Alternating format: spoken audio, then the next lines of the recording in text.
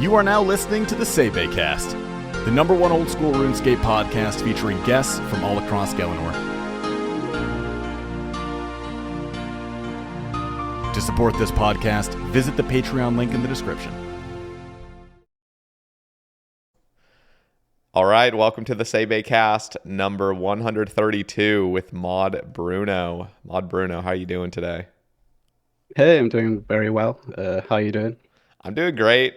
As I was just telling you, my voice is a little bit croaky. I did just wake up. So for those wondering if I'm sick, no, I'm actually feeling great. I'm just a little bit sleepy, but the voice should clear up in a second.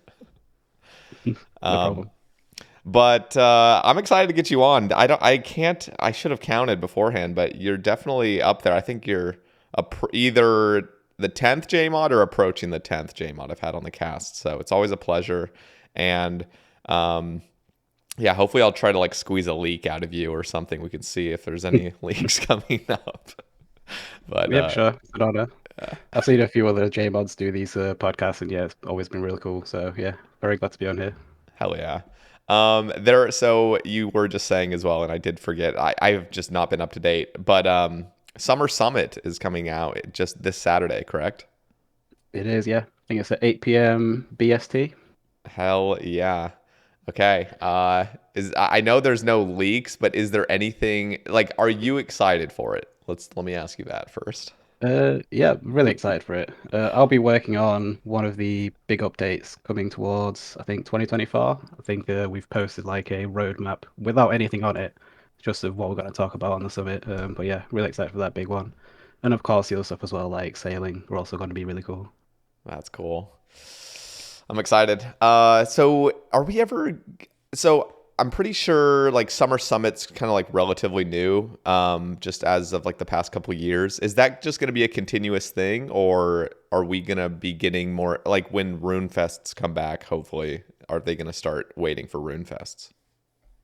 Right now they are kind of like a replacement to RuneFest since we don't have a RuneFest right now. I don't know what the plan is going forward. I imagine rather than a summer summit, if we have a RuneFest, we might do all the announcements there, but we'll see, I guess. Okay. I really hope there's a RuneFest. I've been talking about it on a lot of recent casts. I haven't ever been to one, so I hope they come They're back. really cool. I only got to go to two, but I really enjoyed them both times. So maybe next year, hopefully. We'll see. Yeah, we'll see. There probably won't ever be one in America, will there? No idea. I know it cost a lot to make it in America. But yeah, I know Mod Pips, who's the CEO, is pretty interested in making RuneFest come back, so we'll see how it goes. But yeah, if there ever was one, then that'll be also really cool. Yeah. Okay, so you said you've already been to a couple RuneFests. Let's get a history of your time at Jagex, because I actually don't remember exactly the year you started. And then I guess we'll just go into a brief history of you, like how you found the game as well. So yeah. Yeah, sure. So I started June 2018, so it's just been 5 years and a bit. And since then, worked on a ton of different things, hopped around like all the teams. And yeah, any other questions? Yeah, so what exactly got you into working at Jagex? Because you are a maxed player, correct? And are you a maxed Iron Man? Is that what I'm getting? No, I've never played Iron Man, Okay. outside of leagues at least.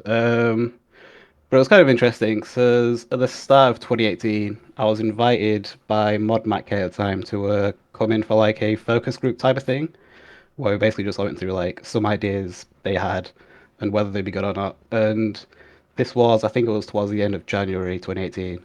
And I was unemployed at the time, and I really like RuneScape. I've been playing since 2006. And the office was really cool. Like you wouldn't really expect it to be as cool as you thought it would be, being just like a regular player. But I really enjoyed my time there. So when a job opening came up, I decided to just go for it because it kind of is like related. You know, like if you're good at a game, you might have an easier time testing the game. So since it was a QA job, then that kind of like made sense. So yeah, I just went for it and it worked out. Hell yeah. So when they are like trying out people to become a QA, do they look for like high level players? Like, is that what they prefer, or do they really not care if you've ever played the game before? These times, since we have already quite a lot of like high level players. It's not the focus. Obviously, if you're like a QA professional, you've got professional experience, and you happen to be good at the game and high level, then yeah, that's definitely like a bonus. But these days, it's more about like professional experience qualifications rather than like, do you just really like the game? So yeah. Interesting. Yeah, I saw there's a new community manager application pulled up on Twitter, and I'm like, I always get a little bit concerned, I guess, because obviously the entire industry of like gaming is so diverse. Like I feel like the biggest part of it is like mobile gaming, and I always get scared of like some mobile game person coming over to RuneScape and pushing his ideals from mobile gaming onto the old school. But we'll see who gets that community manager position. I hope it's somebody that actually plays RuneScape. Yeah, I think for community management roles, especially, like having some sort of tie to the game obviously has a big impact because you're already part of the community, so Yep. you'll understand the community better. Whereas someone who comes in and has no idea what RuneScape is, like they might not have as good of a time, or they'll take a lot longer to like get used to it, if that makes sense. Mm-hmm. But yeah, these days I think we tend to just like have a decent screening process, and even if they don't have like huge in-game knowledge, like it can still work out. It's just a bonus. Yeah. Okay, so Desert Treasure 2 was just released last month, and obviously the four new bosses came out, and the Awakened versions came out just a couple days after, which was very impressive, by the way. I was not expecting them to come out so quickly. What are your thoughts on those bosses? Do you think they are challenging? I know a lot of players wanted like really tough fights. Do you think the Awakened versions scratch that itch? And what are your overall thoughts on just the bosses themselves? The bosses I really enjoy. I'd say my favorite. I don't know. It's hard because they're all pretty good. Uh, I'd say my favorite maybe Leviathan because it's just a lot of like prayer flicking and it kind of feels like six jads sometimes, which is something I like doing. But yeah, as for like the difficulty, I think I think they're in a good spot. Like it's not like the hardest content in the game, but it's definitely pushing you towards that area of the game. And for the Awakened, yeah, I think that's like pretty cool. It's cool to have like something definitely very hard, like the Awakened bosses, and also something that just like it will reward you with some cool drip, but you know, it's not going to be like the be all end all. There's Hmm. other stuff to get, and it's just cosmetic. Yeah, I think I'm biggest fan of Vardorvis for sure. Even though it's like an easy fight, like just normal version, it feels good. It feels good to kill it. I don't know. There's something about it. It's quick, fast Mm. paced, and I'm actually Yeah, impressed. Yeah, no, go ahead. I'd say it has like my favorite mechanic, which is like the quick time event where you click on the blood spots. Yeah, so let me ask you on that. Like, obviously that was being tested, and that's a brand new mechanic that's being added. Like, is that something you guys are gonna continue to do in the future? Like little things like that that aren't really I don't know. I don't know the word for it, but not the norm.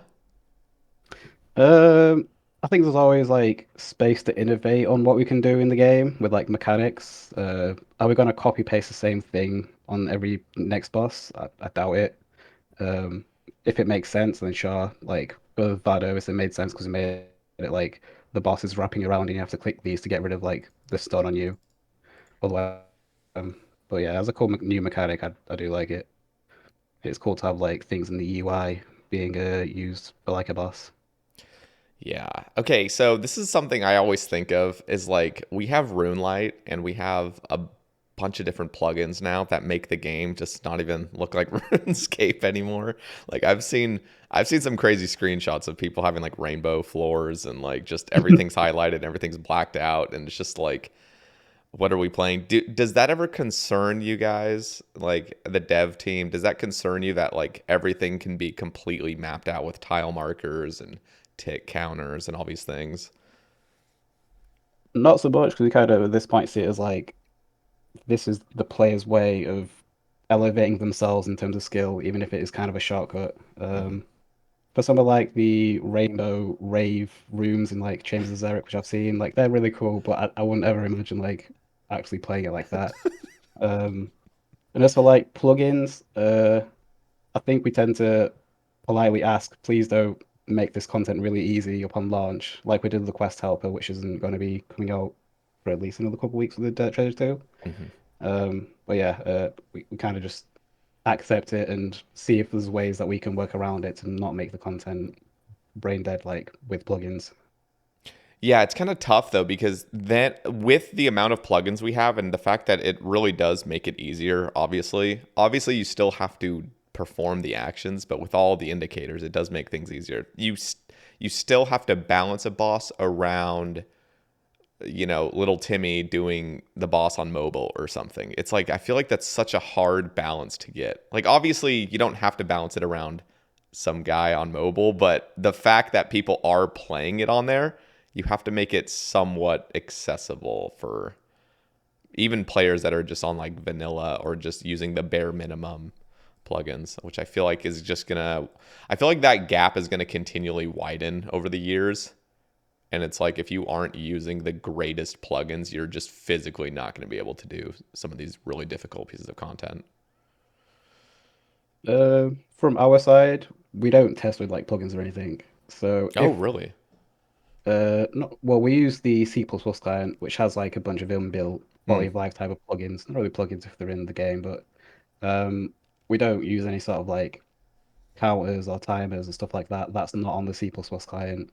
Um, so as for like testing and making sure that content's still accessible and doable, like as long as it's doable, we're not specifically worried about whether or not Timmy on mobile can do it. Because obviously Timmy on mobile or anyone on mobile isn't really doing things like solo TOB, which push like the boundaries very far. That's true. So it's not as much of a concern. But yeah, as long as it's doable and the things work, we're fine with it. Okay. That's cool. I'm also glad you guys are giving the freedom to the players. It seems like especially over the past few years, you guys have definitely been a lot more like liberal with just allowing players to do things that I don't know, just they are making the game slightly easier, but you guys just realize like people enjoy it. And I feel like you guys are more catering to just people having fun rather than controlling everything, which, that's something I need to learn as well. Cause I Mhm. definitely like have like certain strong opinions on this game. And I realize like there's just so many different players out there that just care about different things. Um, Yeah. One thing I kind of like feel like this about is the quest helper. Like initially, I really didn't like the quest helper. I thought it was way too much, but after like seeing how it helps people a lot, and it's not like everyone likes quests. Some people don't like quests at all, mhm. and if they really don't like them, they're still gonna have to do them. So like, so long as they still do the quests, even if it's with a guide or with a quest helper, and it's not like being cheated or like botted or anything like that for them, then at this point I don't really care because they're still playing the game and enjoying it. It's just if they don't enjoy quests, they can get through them faster. Yeah, Mod Ed actually had a good point on that. He said that Quest Helper allows players to enjoy the story rather than the random, like not knowing where the hell you're supposed to go next. So Mm. I thought that Even was, even if there's still spacebar through it. yeah, well, yeah. I mean, obviously, most people that are using Quest Helper are probably spacebarring, but the fact that if you do, and for those niche players that do just care about the story, using Quest Helper is not taken away from the story technically. Yeah, that as well. There's less places for you to get stuck on if you have something telling you where to go. Yeah. It's just tough because no matter what, I mean, that's the same kind of thought like you on Quest Helper. That's the same kind of thoughts I used to have on Clue Scrolls. Is like Hmm. everything's solved. You're trying to come out with really fun, unique puzzles like the hot and cold thing, and it's just solved. Like you just don't even have to think. But Yeah. I I don't remember know. back when plugins weren't even a thing really. There was already ways to like fully predict where you're gonna have to dig your hot and cold. Like I remember when I was doing it, I was using some like dodgy Google Doc spreadsheet, and I put in 5 teleports and their coordinates or their like temperatures, and it just solved it for me. And I was like, oh, that saves me some time, so sure, I'll take it. Yeah, it's at that point you might as well just implement it in the game because that's the same Mm, thing with like coordinates and just other things. Like you're looking them up on a third party site that just makes it so much more inconvenient, but you're still solving it. So yeah, might as well just put uh, it in the game. yeah. And funny enough, once when I was working with the gang, and the gang's the team who handles everything to do with the C++ client. the one project I worked on that with them on was the clue scroll implementation for the C++ client. So that was a really long project because it was just adding clue scrolls and their like solutions and testing everything. But yeah, I'm glad like it helped out people, especially on mobile, because having to look up all the answers on mobile and then tab back into the game and then like do the next clue and stuff like that, that is a bit of a pain. So it's nice that isn't as much of a pain to do clue scrolls on mobile anymore. Yeah, no, that's nice. I mean, for real, like your guys's the plugins that you guys have added to your guys' client is I'm impressed by it. Also, the mobile update where you guys are putting all the icons or whatever into one corner of the game. I'm really excited for that because I've always thought it was really silly that you have to like click with both thumbs to hit all the Hmm. tabs. So mobile's made a lot of improvements over the years. I'm impressed. Um, oh, by the way, I don't know if you like work on mobile at all, but is there any chance this is something I continually hear on Reddit and stuff? Are you guys ever going to come out with a portrait mode uh mobile? Um, I don't think it's in the plans. So I only worked with the gang. I think it was from middle of 2020, I think. No, wait, middle of 2021 towards the end of 2022. Hmm, Um, and then I moved on to the Wardens to work on Secrets of the North, which are released in January 2023. Yeah, that sounds about right. okay. So I'm a bit out of date on like what their plans are, but I don't think we're getting a portrait mode because it might be like too much of a difference. But yeah, don't quote me on that. Yeah, it would have to just be some. I feel like most people that want to play a portrait mode like just want to do something AFK, but don't want to have to turn their phone, so it looks like they're a nerd on their phone. But it would be kind of cool if there was like a portrait mode for just banking. Like if you're bank standing, you can rotate your phone and just do some stupid bank Yeah, standing. But yeah, who knows? the game's still playable on portrait. It just doesn't look right. That's what Yeah, I used that's to. true. Okay, so you were working on Muspa, is that correct? Yeah. Okay, and what other bosses have you worked on? Like just before that? Um, I think my first boss was the Nightmare of Ashihama in 2019. Yeah, which released in 2020. That was a really cool project. Aside from that, I don't think I've worked on too many bosses. It's mainly been that, Musper, and Desert Treasure, I think. Okay. I have, And what was your favorite to work on? And what was your favorite that like after release you were most proud of? honestly, Musper. Nightmare was really cool, but it was a really long project, and it was like it pushed it a little bit in terms of like how big the boss is. Whereas Musper is kind of just like a small project. We have a cool quest coming up, which will lead into Desert Treasure 2, which players don't even know about yet, I think. I don't think we announced it at that point. Hmm. Um, and the boss itself, like, I feel like it got quite a lot of praise, even though I didn't think it was the best boss. People were telling me they really liked it, so I'm really happy with how that went. And the Desert Treasure bosses were also really cool, but maybe it's just too soon for me to see. Yeah, I'm actually a huge fan of Muspa. I also got lucky on it, so it made it more enjoyable, which is Yeah. nice. So were you in charge of like drop tables and how the rewards work? Uh, Not really. We usually have like a round discussion of like what might we want to add and what do we want like the drop rates to be. And then we make that, and then someone tests it. I think it was me who tested it, and I just make sure that, like the drop rates are kind of like within what we expect them to be, and you're getting the right amount of loot and stuff like that. And then we just go off of there and see how people feel about it post release and whether we want to make any tweaks to it or anything like that. Okay. Is the team more like on I, with the like quote unquote anti-dry mechanics? I feel like Muspa kind of did that as well with the shards being combined into a bow rather than just a bow drop. Um, Yeah. what are your thoughts on that personally? Um, I mean, I've never played an Iron Man, so I don't really care for going dry because I can just buy whatever I want. Yeah. I can see like as someone who plays an Iron Man or as someone who doesn't like to go dry, I think they are kind of nice because they'll mean that like you're not gonna go crazy dry, like 20k Shaman's dry to get a Dragon Warhammer and stuff like that. Yeah.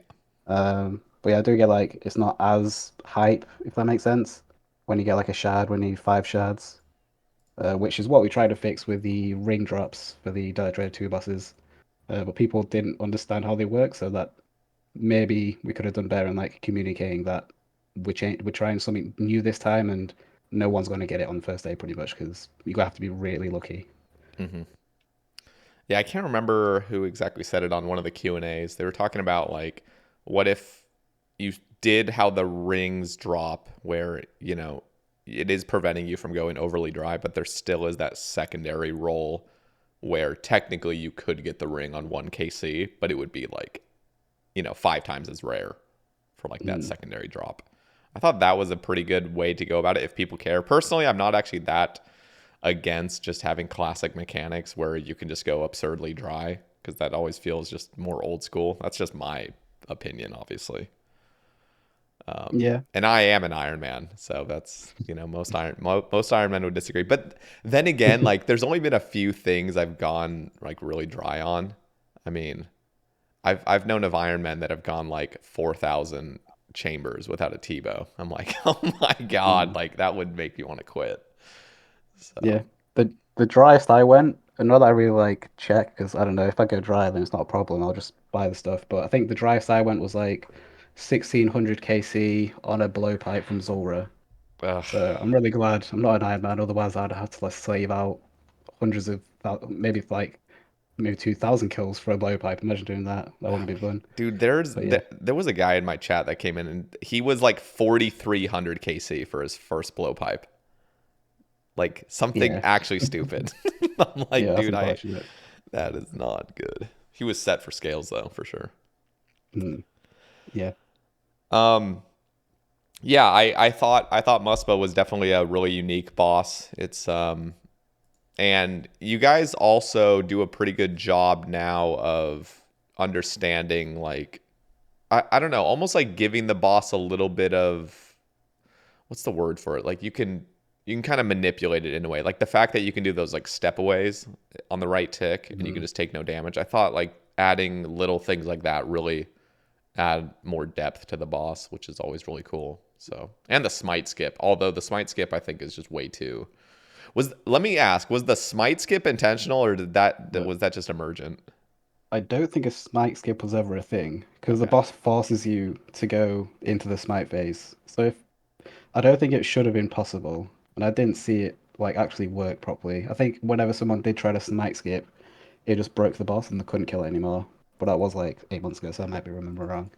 Okay. But yeah, I wasn't sure what smite skip was about because yeah, it shouldn't be possible because of the way the boss is like coded and works. Well, what happens is like I'm pretty sure because I've done a few smite skips. That's what I did for like my record. It's like it'll still go into the smite thing, but then it'll instantly go out and it'll be like 1 HP or something. Or it's been a few months since I've done it. It's something where like it'll still go into that phase, but then it Mm, glitches and then it, yeah, I don't know. But I yeah, actually like things like that where you can just skip an entire phase. I think that's really yeah, I cool. think it's really It's cool. rare though. Yeah, and quite a lot of like mechanics which players end up using as like the meta aren't exactly like intended. Like the step away. The step away was a bit controversial because we actually fixed it because it was a bug, and then Mm, people liked it, so we added it back in. Because what was basically interesting. happening was if you were stood next to the Musper, it would try to attack you, but would use like the car attack, which is just like separate from the Musper's like actual attacks. So instead of it like doing the attack as meant to, it was just using like a standard melee, which we weren't meant to be doing. So if you were like protecting from melee and you stood away, it would calculate you as doing like a standard attack, but you stepped away, so it would, like just not deal you any damage. Mm. Yeah, I'm glad you guys re-added it then. Yeah. Yeah.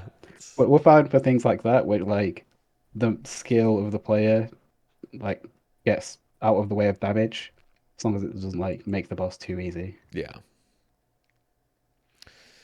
Yeah, it's a pretty good fight. It's one of those things where the rewards, it never feels like there's a big drop, which kind of, in my opinion, takes away from the at least the reward experience of like, ooh, you got the bow on the ground. But the way you guys did it, I think, just experimenting with certain things, I think is the right way to go about new bosses. And what are your thoughts on the awakened orb mechanic? Like the fact that you can't even do the awakened bosses without getting those orbs. I think it adds like a little bit more money to it if you're not going to do the awakened versions, which is cool. And if you are going to do the awakened versions, like usually you'd expect you to, if you're going for it at this point, to be very rich, so it doesn't even matter to you. But if you're doing it regularly, I'd expect for you to be able to do the awakened versions by the time you already have quite a few orbs saved up from like all your previous kills. Hmm. Um, so that's kind of like the thinking on it. Um, Maybe we could give out more orbs so people have more chances, because if you're an Iron Man collecting your own orbs, then yeah, that might take a while, especially if you keep dying in the awakened versions. But overall, I think it's gone down fine.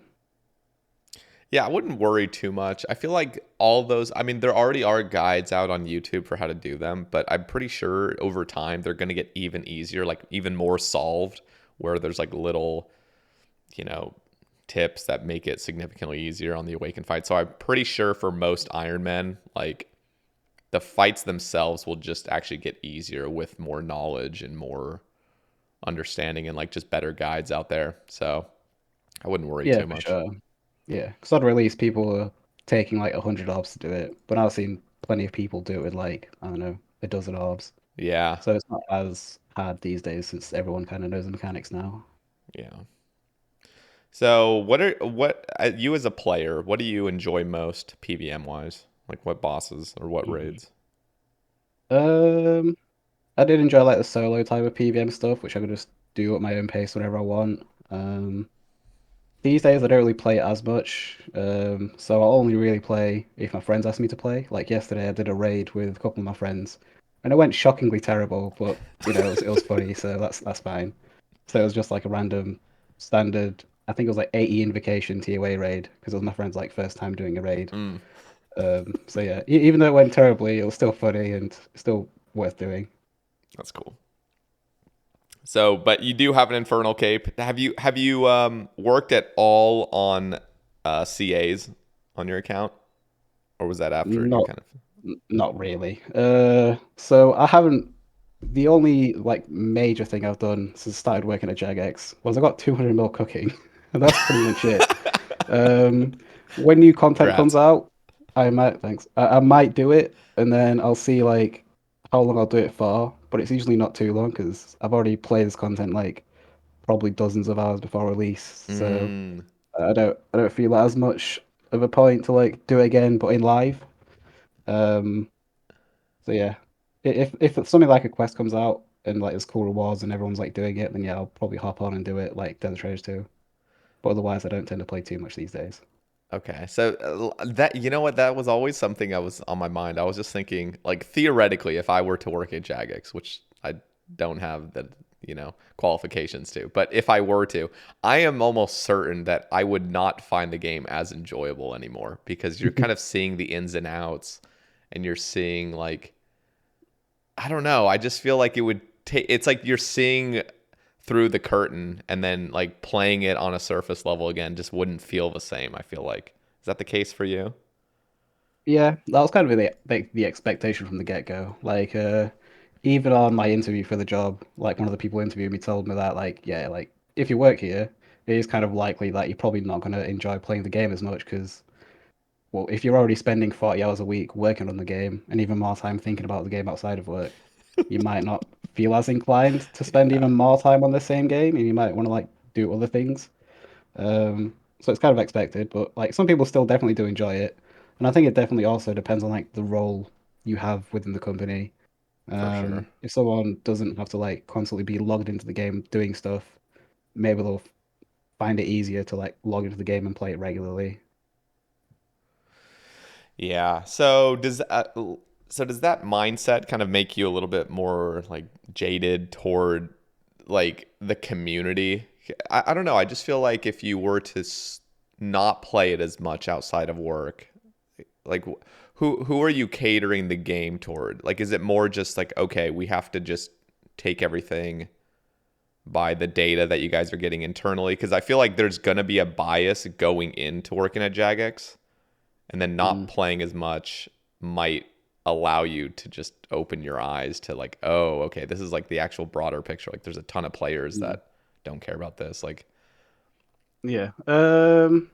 While I don't play the game itself, I do still like keep very much in touch with like what the community's doing and like what's going on within the game, because I think Mm, that still makes sense. Like, I don't think I'll ever not do anything to do with RuneScape outside of work ever, because I mean that's just it's just a game I've grown up with and lived my entire life with. So it's kind of just like part of me at this point, I guess. Um, but we still like have to take feedback from like everyone and like collate it and see overall what do people think, if that makes sense. And not just like think about what do we think as players and what do this part of the community think. hmm. Interesting. Okay, so this is a weird question. Who do you think's the most? Who's the biggest gamer at Jagex? Like the people out of the people that work at Jagex, whether they be a dev or a QA person. Um, hmm. I think some people are gamers for different reasons. Mod Nox, who started about a month and a half ago, he's pretty good at the game. And I think he himself actually asked the question on the thread of who was the JMod who killed the Awakened bosses. And yeah, Mod Nox managed to kill them all. I was just out of date and I didn't remember that he also killed the other bosses before release in the Awakened versions.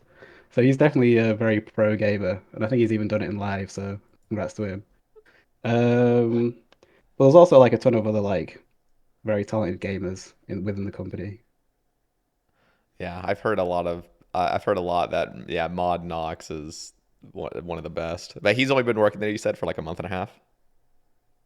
Previously, he worked in the Place Apart team. I think it was for like, I Okay. don't know, maybe 2 years. And since a month and a half ago, he started working in QA. And right now, he works with me on the Wardens team, working on Redacted Update for 2024. I'm excited, man. Okay, so do you in first, I know you can't leak anything, but for the summer summit coming up on Saturday, would you say would you say this announcement or this summer summit is bigger or less or like smaller than the previous summer summit, like in regards to announcements? I definitely think bigger. Okay. Oh shit. I can't remember what we announced last time. Was it Dead Treasure 2? I think it might have Yeah. been. Yeah. Yeah, it might be because we're also working on quite a lot of other things. So yeah, I'm really looking forward to that. Okay. But yeah, overall, I'd say it's bigger because I think at this point we have more to share on things like sailing, which people are really looking forward to hear about. Um, whereas last time, I don't remember everything we talked about. I definitely know we talked about things like Territory 2 and I think Forestry might have Yep. been mentioned. Yep. But yeah, this one should be fun. Okay, so let's talk about sailing because that is something you guys are definitely working on. That seems to be a massive project. Is it as do you think the community is aware of how big of a project that is? Um, I just feel like Maybe some people I think definitely have like a good idea of how big the project is, but maybe like the more casual players, maybe not so much. But yeah, I haven't worked on pretty much anything to do with sailing. I've just been there okay. like on the sidelines looking what's going on. But yeah, I'm really looking forward to sailing. I've been a sailing fan since like 2015 when they originally pitched it. So I'm happy that it's like being pitched again and hopefully we'll get it in the game at some point maybe. Yeah, I'm excited. We'll see how it goes. I'm a little bit concerned with how it's going to like I guess mix in with the other skills, whether it's I don't know. Like I was talking to Curtis just a couple days ago on the cast, and we were talking like we're unsure. And I know you're not working on it directly, but do you think you're gonna try to tie in sailing into like previous quests and other lore around the game, or is that not really on the agenda? I don't think it would make sense for us to like go back and change old pieces of content like quests. Well, not all old pieces of content, but I don't think we'd change things like quests around to include sailing. Okay. Maybe like a couple funny lines of dialogue if it makes sense. I don't know. Okay, Ned but tells you to go nothing get a ship like to Grandar, and then you're like, Actually, you know what, Ned? I'll just do it myself." If you say levels 99. that'd be But cool. yeah, I don't think we'll do like things like quests, but I'm sure like we'll definitely aim to tie it into other like skills and parts of the game as well. Are charter ships gonna be removed, do you think? Or does that no? I doubt it because they still provide like a really useful way to like travel around the game. So I wouldn't imagine them being removed because Okay. if you're a noob, how are you going to get to Port Phasmatis to do your herb run Yeah. without like high sailing? And you might not even know sailing's like a skill. You just know it's on the skill tab. You haven't really touched it. Yeah. Or you're just a, Um, a one sailing pure. yeah, There's gonna be yeah, so many of those. I can yeah. already tell. Seasick Iron Man. Yeah, exactly. Um, yeah, I'm excited. I think originally I was leaning on taming, and then taming, of course, just seems to not be. It feels like the team wasn't really aware of what taming should even be because obviously summoning was a thing and everyone's scared of summoning. So, but sailing was definitely now my like top option, and I'm really excited to see how it all works out. Do you know if they're gonna be releasing a PvP in sailing? Like, is that something they're working on? Um, I don't know for sure, but I wouldn't put it past them. I think it would be cool to have like kind of PvP in ships, Yeah. but I don't know how that would work. Whether like you jump onto someone else's ship and start killing them, or like you kill their ship and like drown them. Something like that would be cool. Yeah, I'm excited. I This is just something where it's like this just sounds so complex, like working on an entirely new skill and then adding PvP to it. So I'm not even gonna like use my brain power to think of how it should go because it's way too complex, honestly. Especially the fact that you can move on your boat and have your boat probably attack. Yeah. Yeah. Okay, let's go to some of these Twitter topics. Furrywall just simply asks, Mastery Cape when? Uh, I'd love that to be a thing. Maybe when the time's right, we'll do it. We'll see. Um, Yeah, so okay. Well, I don't know if there's a difference. What is there a difference between mastery and completionist cape, or is that pretty much the same thing? The pretty much the same thing. We felt like completionist might not be like the right way to describe it with the way we're pitching it. Mm, So we decided to change it to mastery, which still works, as in like if you've mastered the game, you have a mastery cape. But you don't have to like complete every single thing in the game to be a master at the game, if that makes sense. Whereas if you haven't completed every single thing in the game, maybe you shouldn't get a completionist cape because you haven't really completed everything. If that makes sense. That's kind of like yeah, our thoughts around it. And also just to like separate it a little bit from the completionist cape and the problems that had, because it isn't like the exact same way. They wouldn't work the same way. They'll just be like similar type of things, which show off a similar level of like dedication to the game. yeah. That's definitely the way to go about it. A completionist cape, just in everyone's head, it feels like you need to have completed everything. Mastery definitely eliminates that Yeah, it's more feeling broader term, but it for still makes a lot of sense. for sure. What are your thoughts on the collection log like wieldable book? You've probably seen that on Reddit. Or Yeah, I think it's cool. By the time the collection log came out, I wasn't really playing much, and I'd already done everything in the game. Like I'd already maxed, I already killed thousands of bosses, so my collection log's pretty empty. So hmm I never really got into like that part of the community of like collecting logs on the collection log. But I think it's cool, and like yeah, it'll be nice to have something to like show off that you've done this in the game. Okay. Let's see. There was a question. Oh yeah, here it is. So Hollow Ubek asks, "What kind of update would you add if nobody could stop you?" And I'm also gonna just add on to that. What's an update you could remove if nobody could stop you? Hmm. Well, probably the mastery cape. But there's always a time and place, and right now I think isn't the best time. But yeah, one day it would be really cool to have a mastery cape. What could I remove? I don't know. There's not many parts of the game which I like actively really dislike. Um, hmm.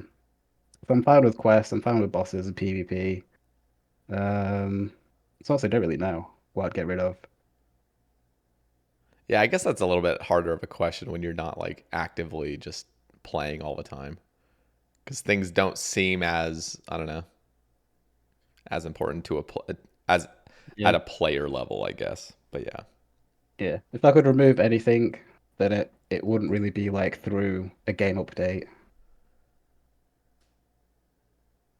Okay.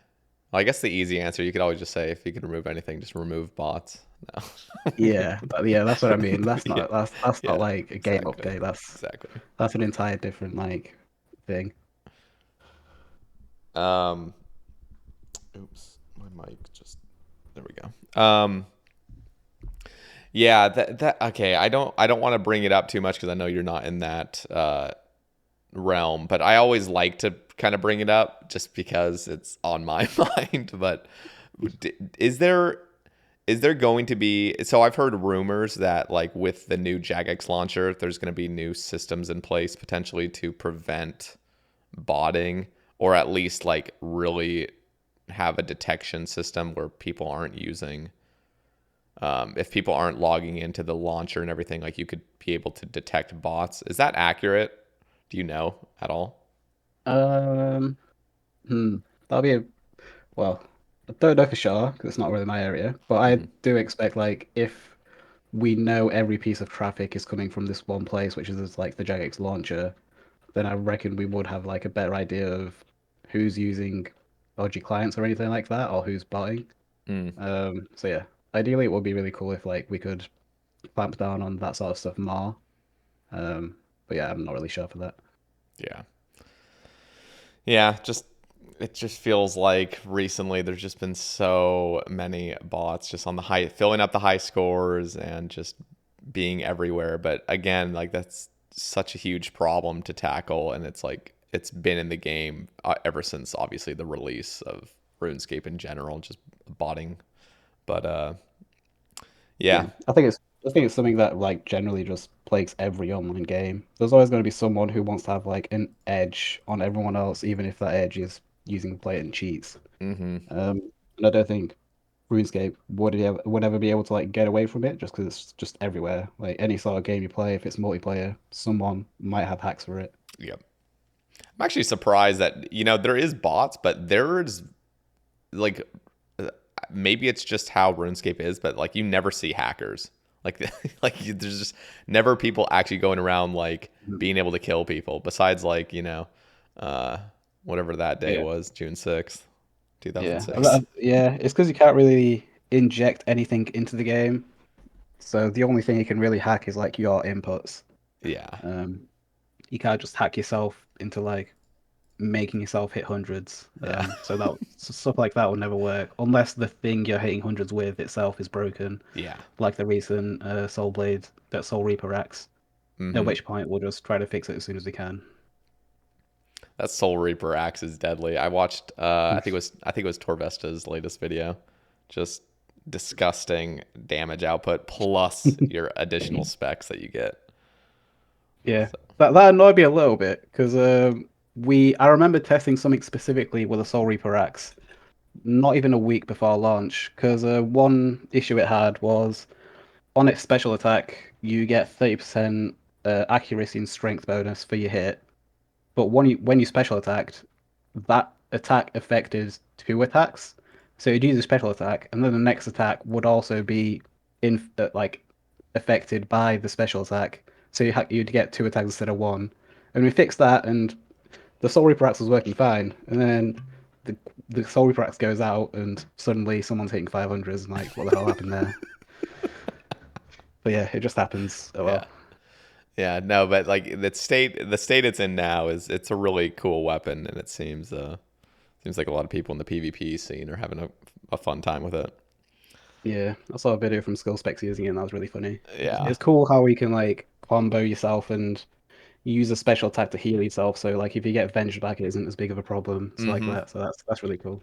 It's really interesting. Who how does a weapon like that like come to fruition? Like what is the ideation process behind coming up with such a Uh, unique weapon?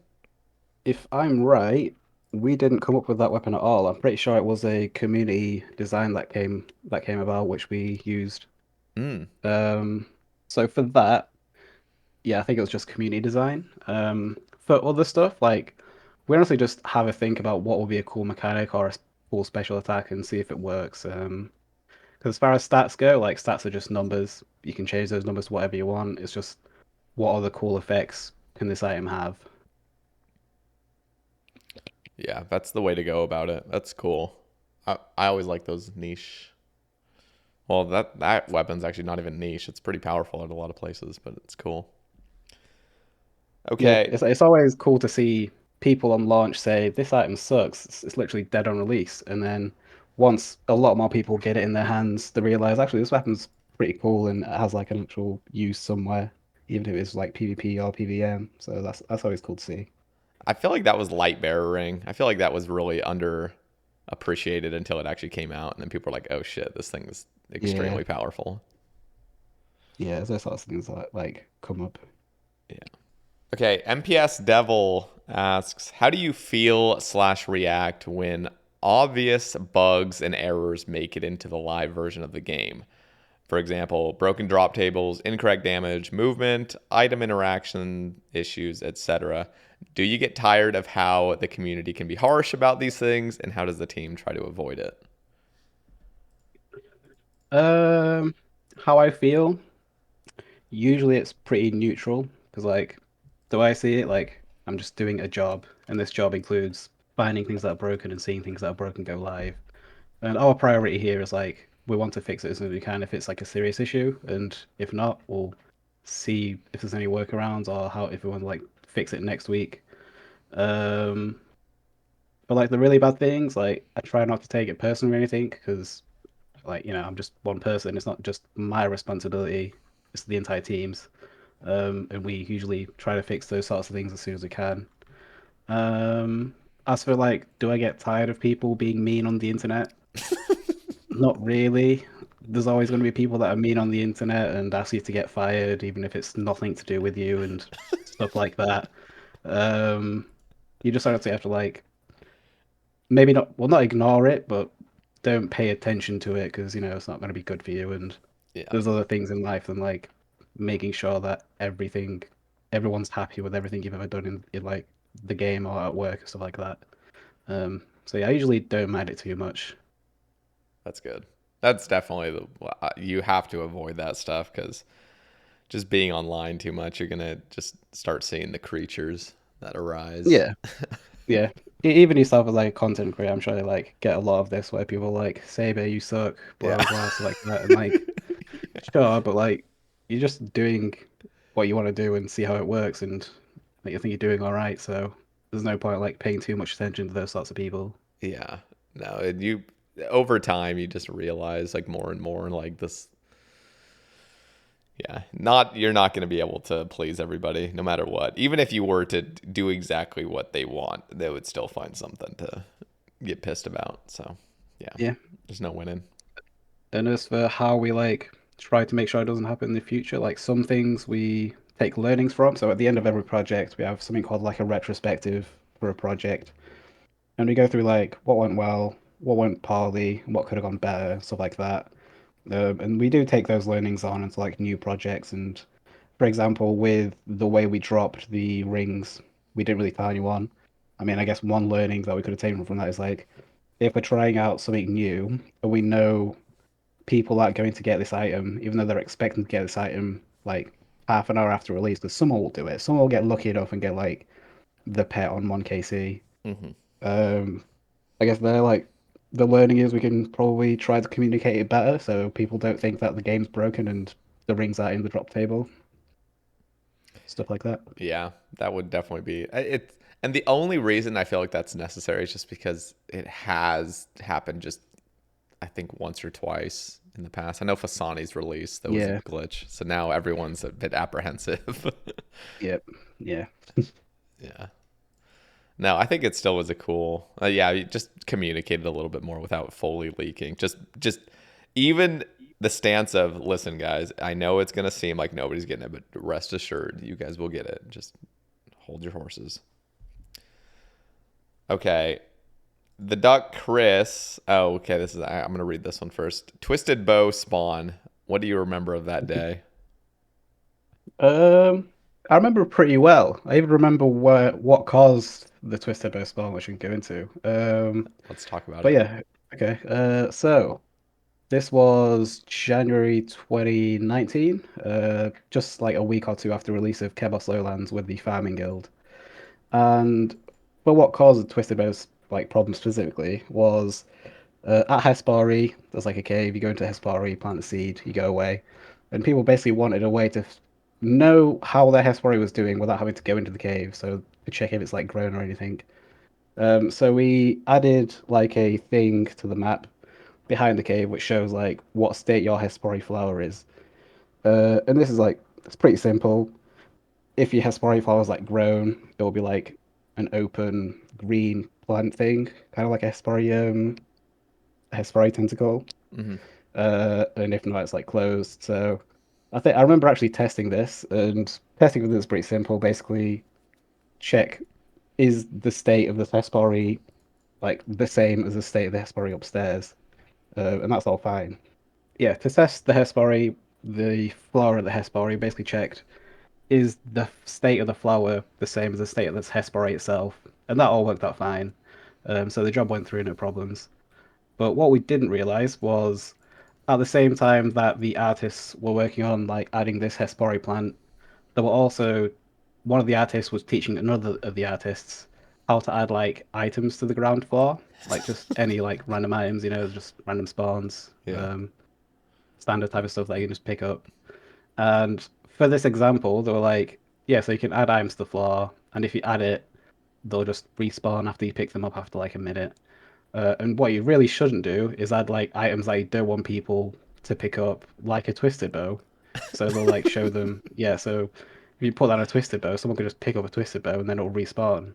So then delete the twisted bows, but they must have like missed one or something. Ah, And that's what we didn't realize because just a few tiles outside of the farming guild, nowhere near the Hespari plant thing, which is what I was actually there for, was a twisted bow spawn.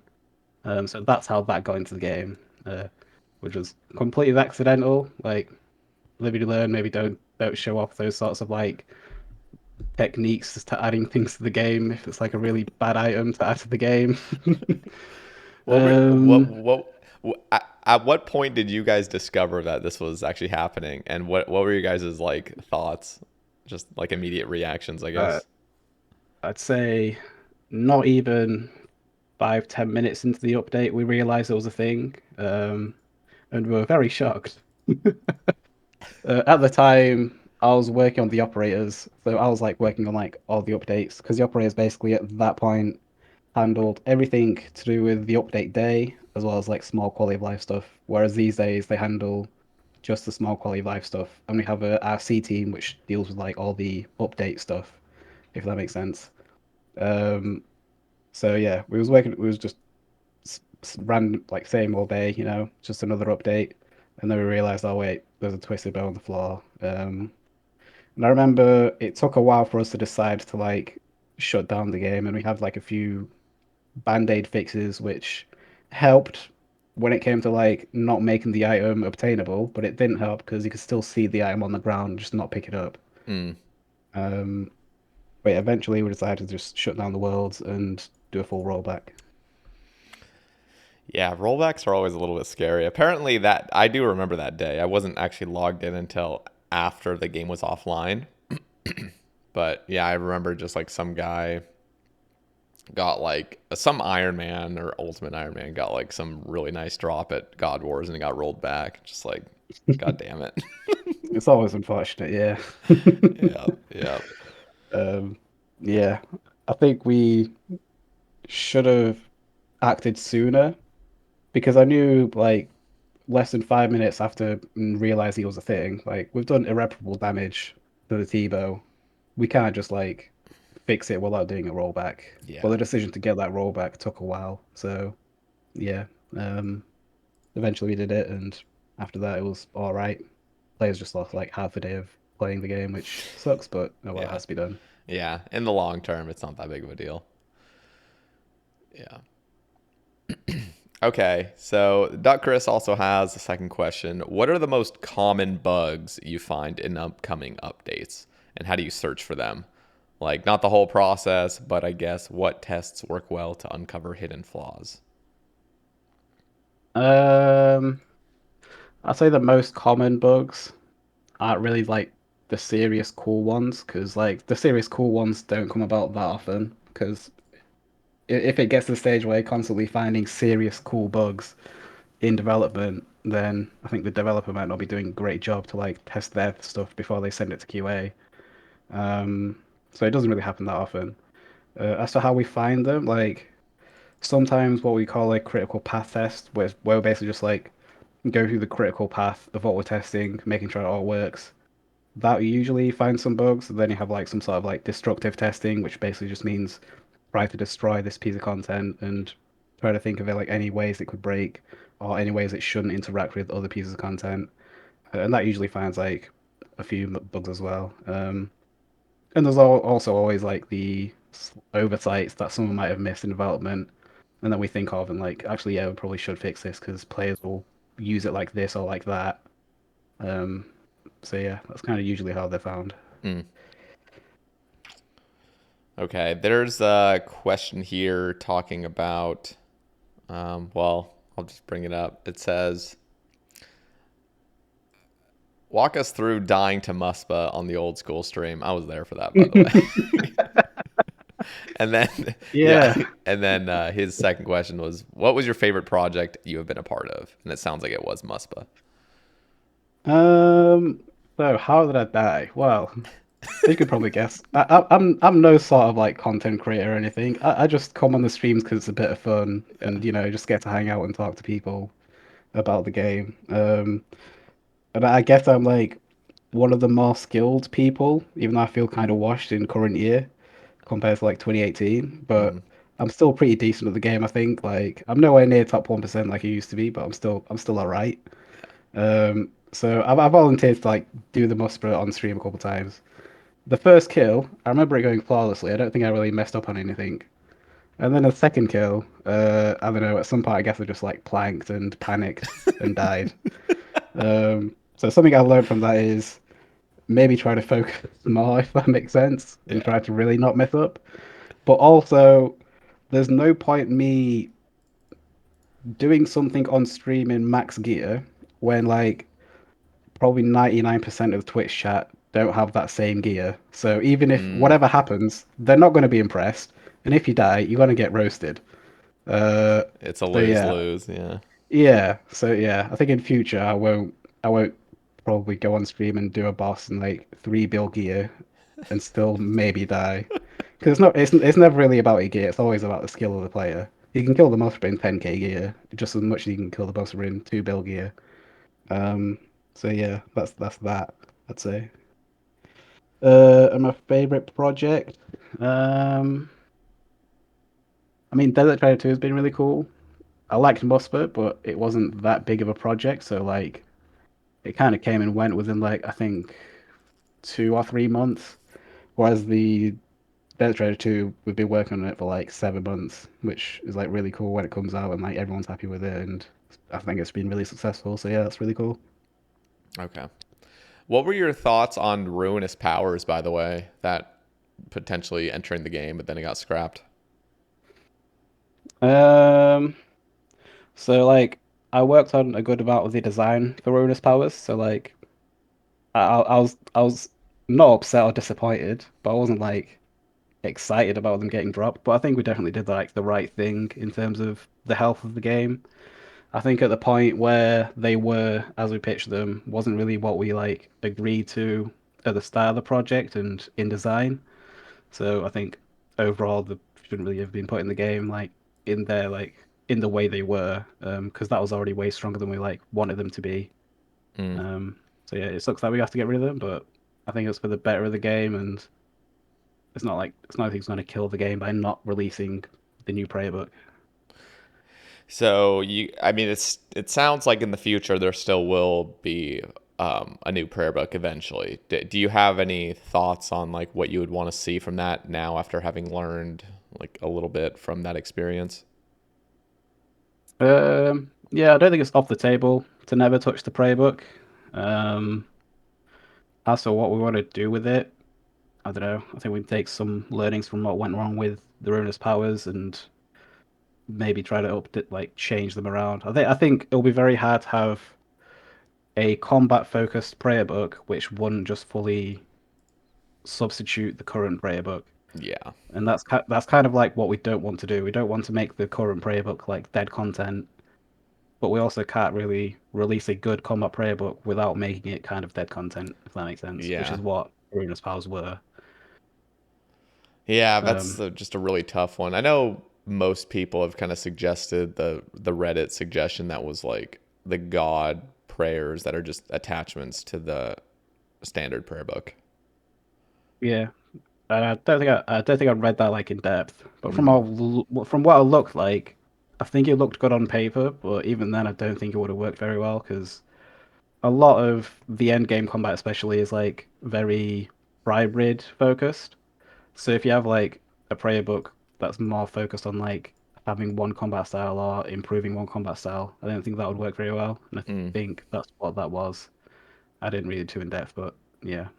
It's just so tough, especially with like how many metas obviously have been created over the past 20 years of just having one prayer book. It's going to be extremely hard to come out with anything. And then people have also suggested like a skilling prayer book, but then a skilling prayer book sounds just extremely convoluted because now you're just Yeah. adding unnecessary stuff to skilling.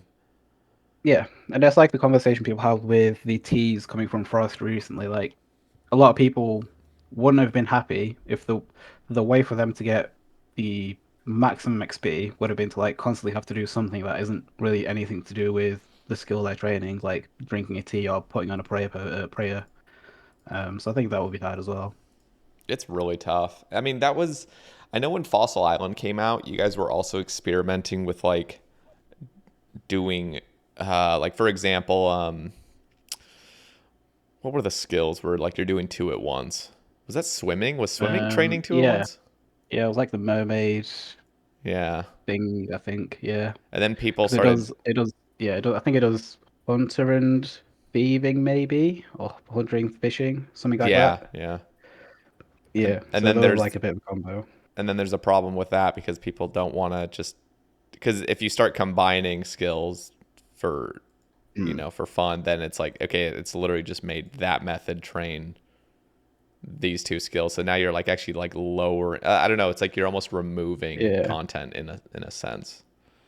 yeah. I don't think it's great to make people be forced to be macro efficient by doing this thing, which will in turn train like a bunch of things at once, which is more efficient than doing it individually, but slower overall, if that makes sense. Yeah, yeah. But yeah, I get the complaints. But yeah. It's just so tough. I mean, I feel like adding any content nowadays, there is just so many things you guys have to look at. Like, what does it actually take to just add an entirely new piece of content? Like, you must literally have to go through the entire game and look at like how this is going to affect this group of players, how this is going to affect this type of content, how like I don't know, it just seems like a mess to have to deal with. Yeah, it's something we keep in mind. Especially when there's like so many different game modes and so many different ways that people play the game and stuff like that. Like we got PRs, skillers, Iron Men skillers, like you name it, we've probably got it. So I like try to keep it in mind, but like it's not like the main focus. As long as they are being harmed, I think it's usually fine. What is the team's thoughts, or I guess like your thoughts in general on like new game modes coming out, new like actual like Iron Man mode type things? Um, I think for Iron Man, there isn't really much more to push with it. I don't know, maybe like an ultimate group Iron Man, but I don't know how that would work out very well. That would be awful. I Yeah, do think hardcore ultimate could still have potential. It's very maybe, masochistic. yeah, yeah. Um, but yeah, I don't know. I think it's cool to also like rather than try different account builds, just try something different altogether. Like when we tried leagues is nothing like the main game, but it's Hmm. like still a really cool idea, and I enjoyed playing like every league. I think I'm getting progressively worse in terms of rankings because like I started off route. I aimed for dragon, but I didn't get dragon because Christmas happened and I wasn't really playing the game much. I think it was like in 2019 at that point. So I got Rune trophy, and then I played the next two leagues, and I was doing pretty well, but I just drop off like halfway through, so I ended up getting like adamant.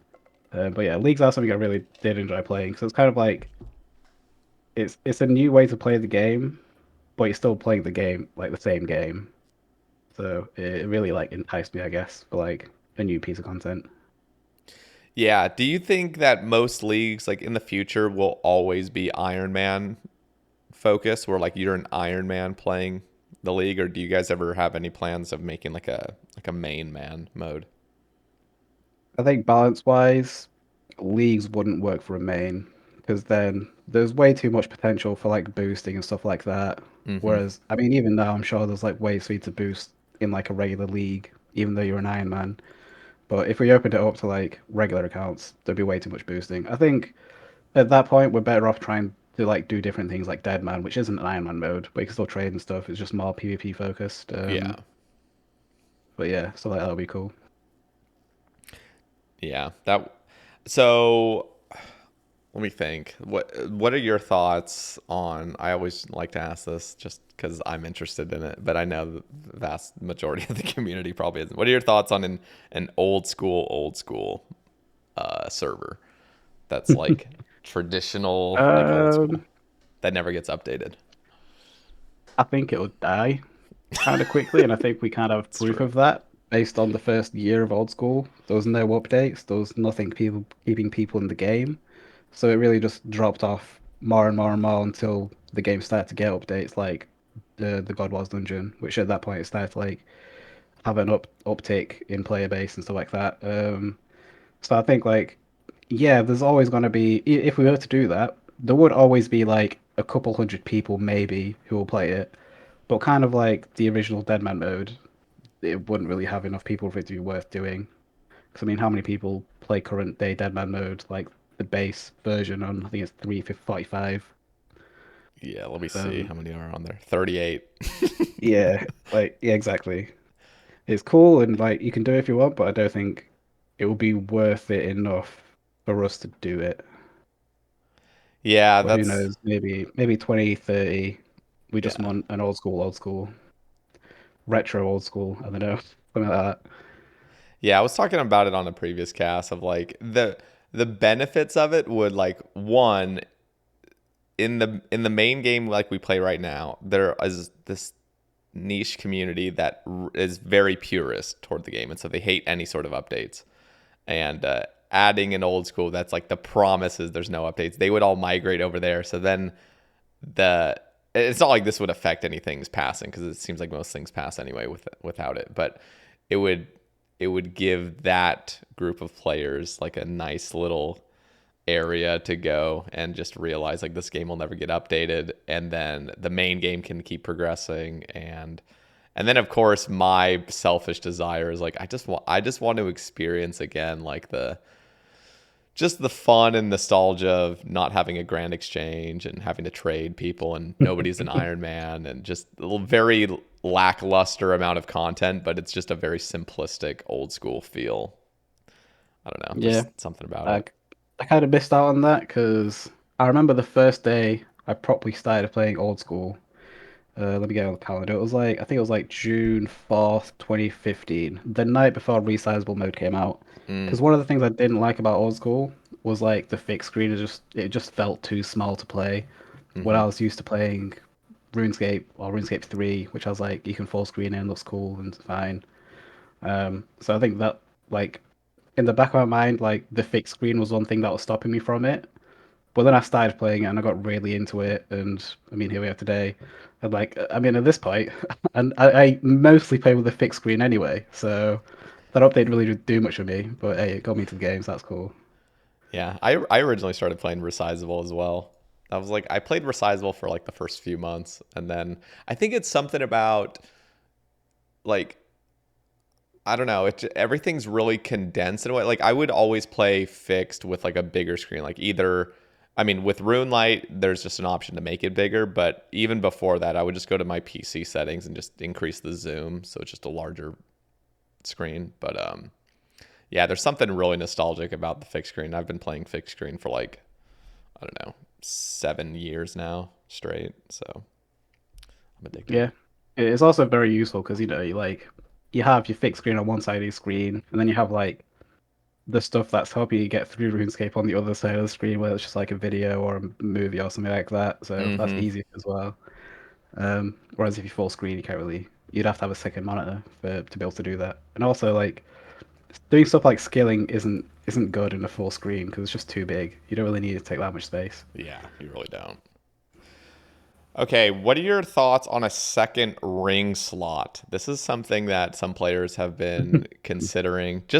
I think part of it is like, well, there is a sentiment going around that the Lightbearer is too powerful. I don't really agree with that personally. I think it's unfortunate that the Lightbearer is so cheap, but it still is technically a Raids 3 item, which should be powerful.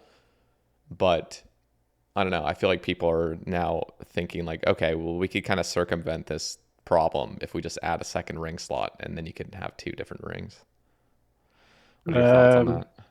but does it make sense? I mean, yeah, you got 5 fingers. Should we do it? I think definitely not because of the amount of power creep. Like people complain about power creep, and like adding a second ring is basically just adding you a few more max hits, which is bigger than most things we release these days when it comes to like a new item. Um, and like for such a big increase in DPS and like power to come from just, oh, you know what, let's just add another ring slot. I think it doesn't really make sense. So yeah, So I'm not really too much of a fan of that. what if it was just a utility ring? So the secondary rings, you would have one ring slot that can be stats, and then the second one can't have any stats. But you could have the light bearer technically because that doesn't have stats. So it would be like Ring of Wealth or like Mm, I think it doesn't really change anything though. I mean, sure, you won't be able to stack 2 Berserker rings, but you'd still yeah, have like a lot of like usage from like 2 rings.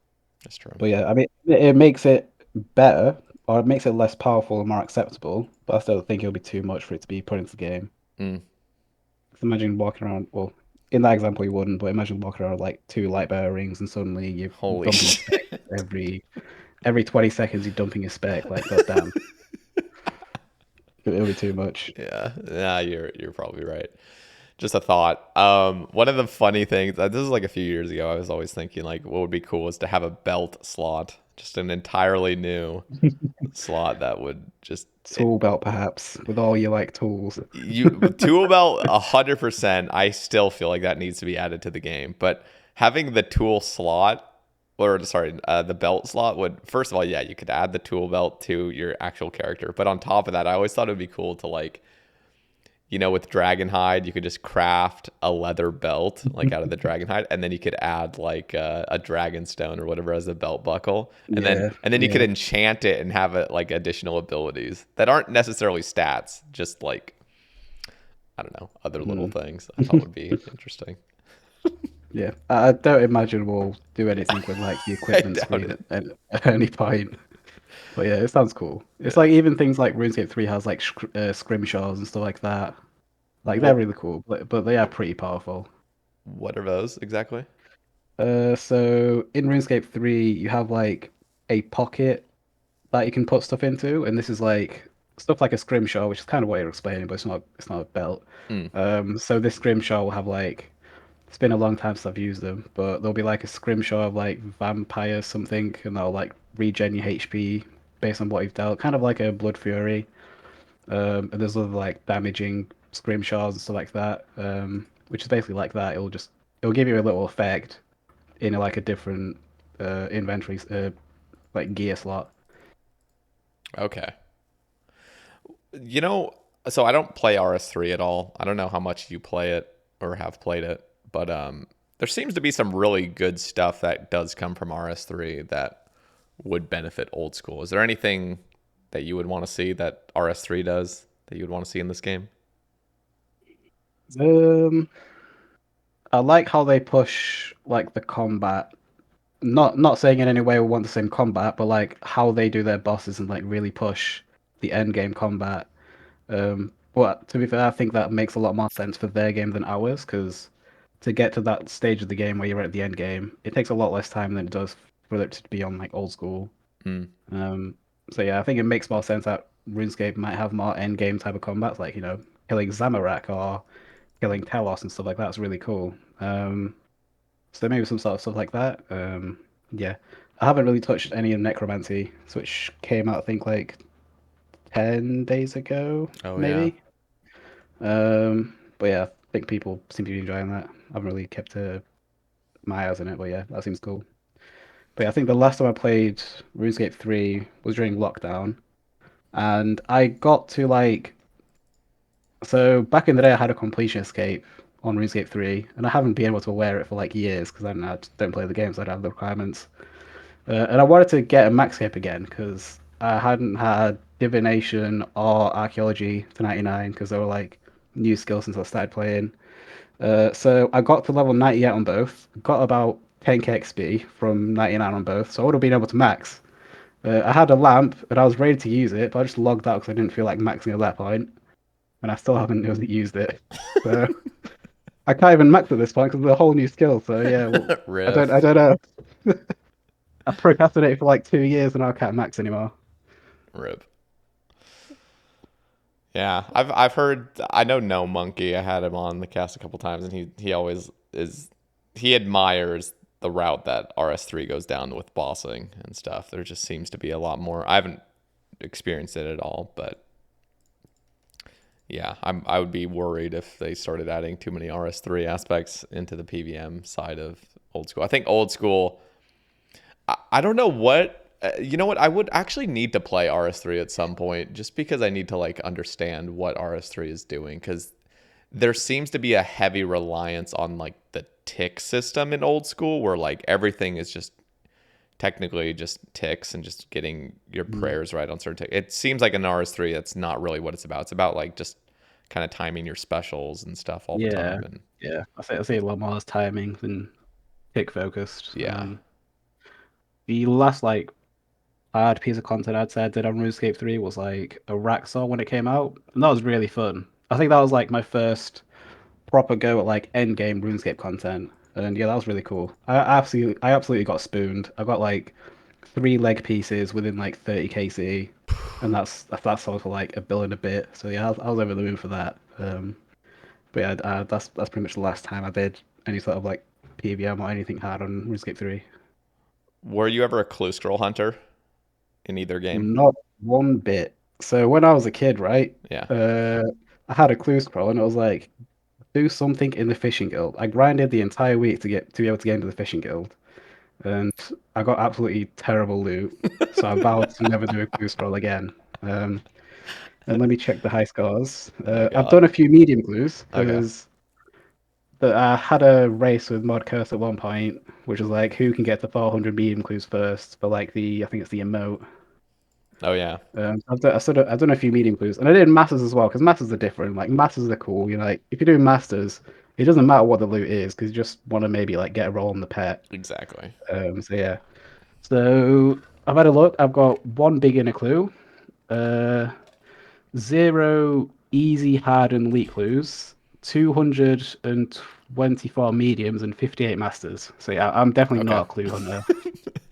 Yeah. Because They go straight to the bank, and I never touch them.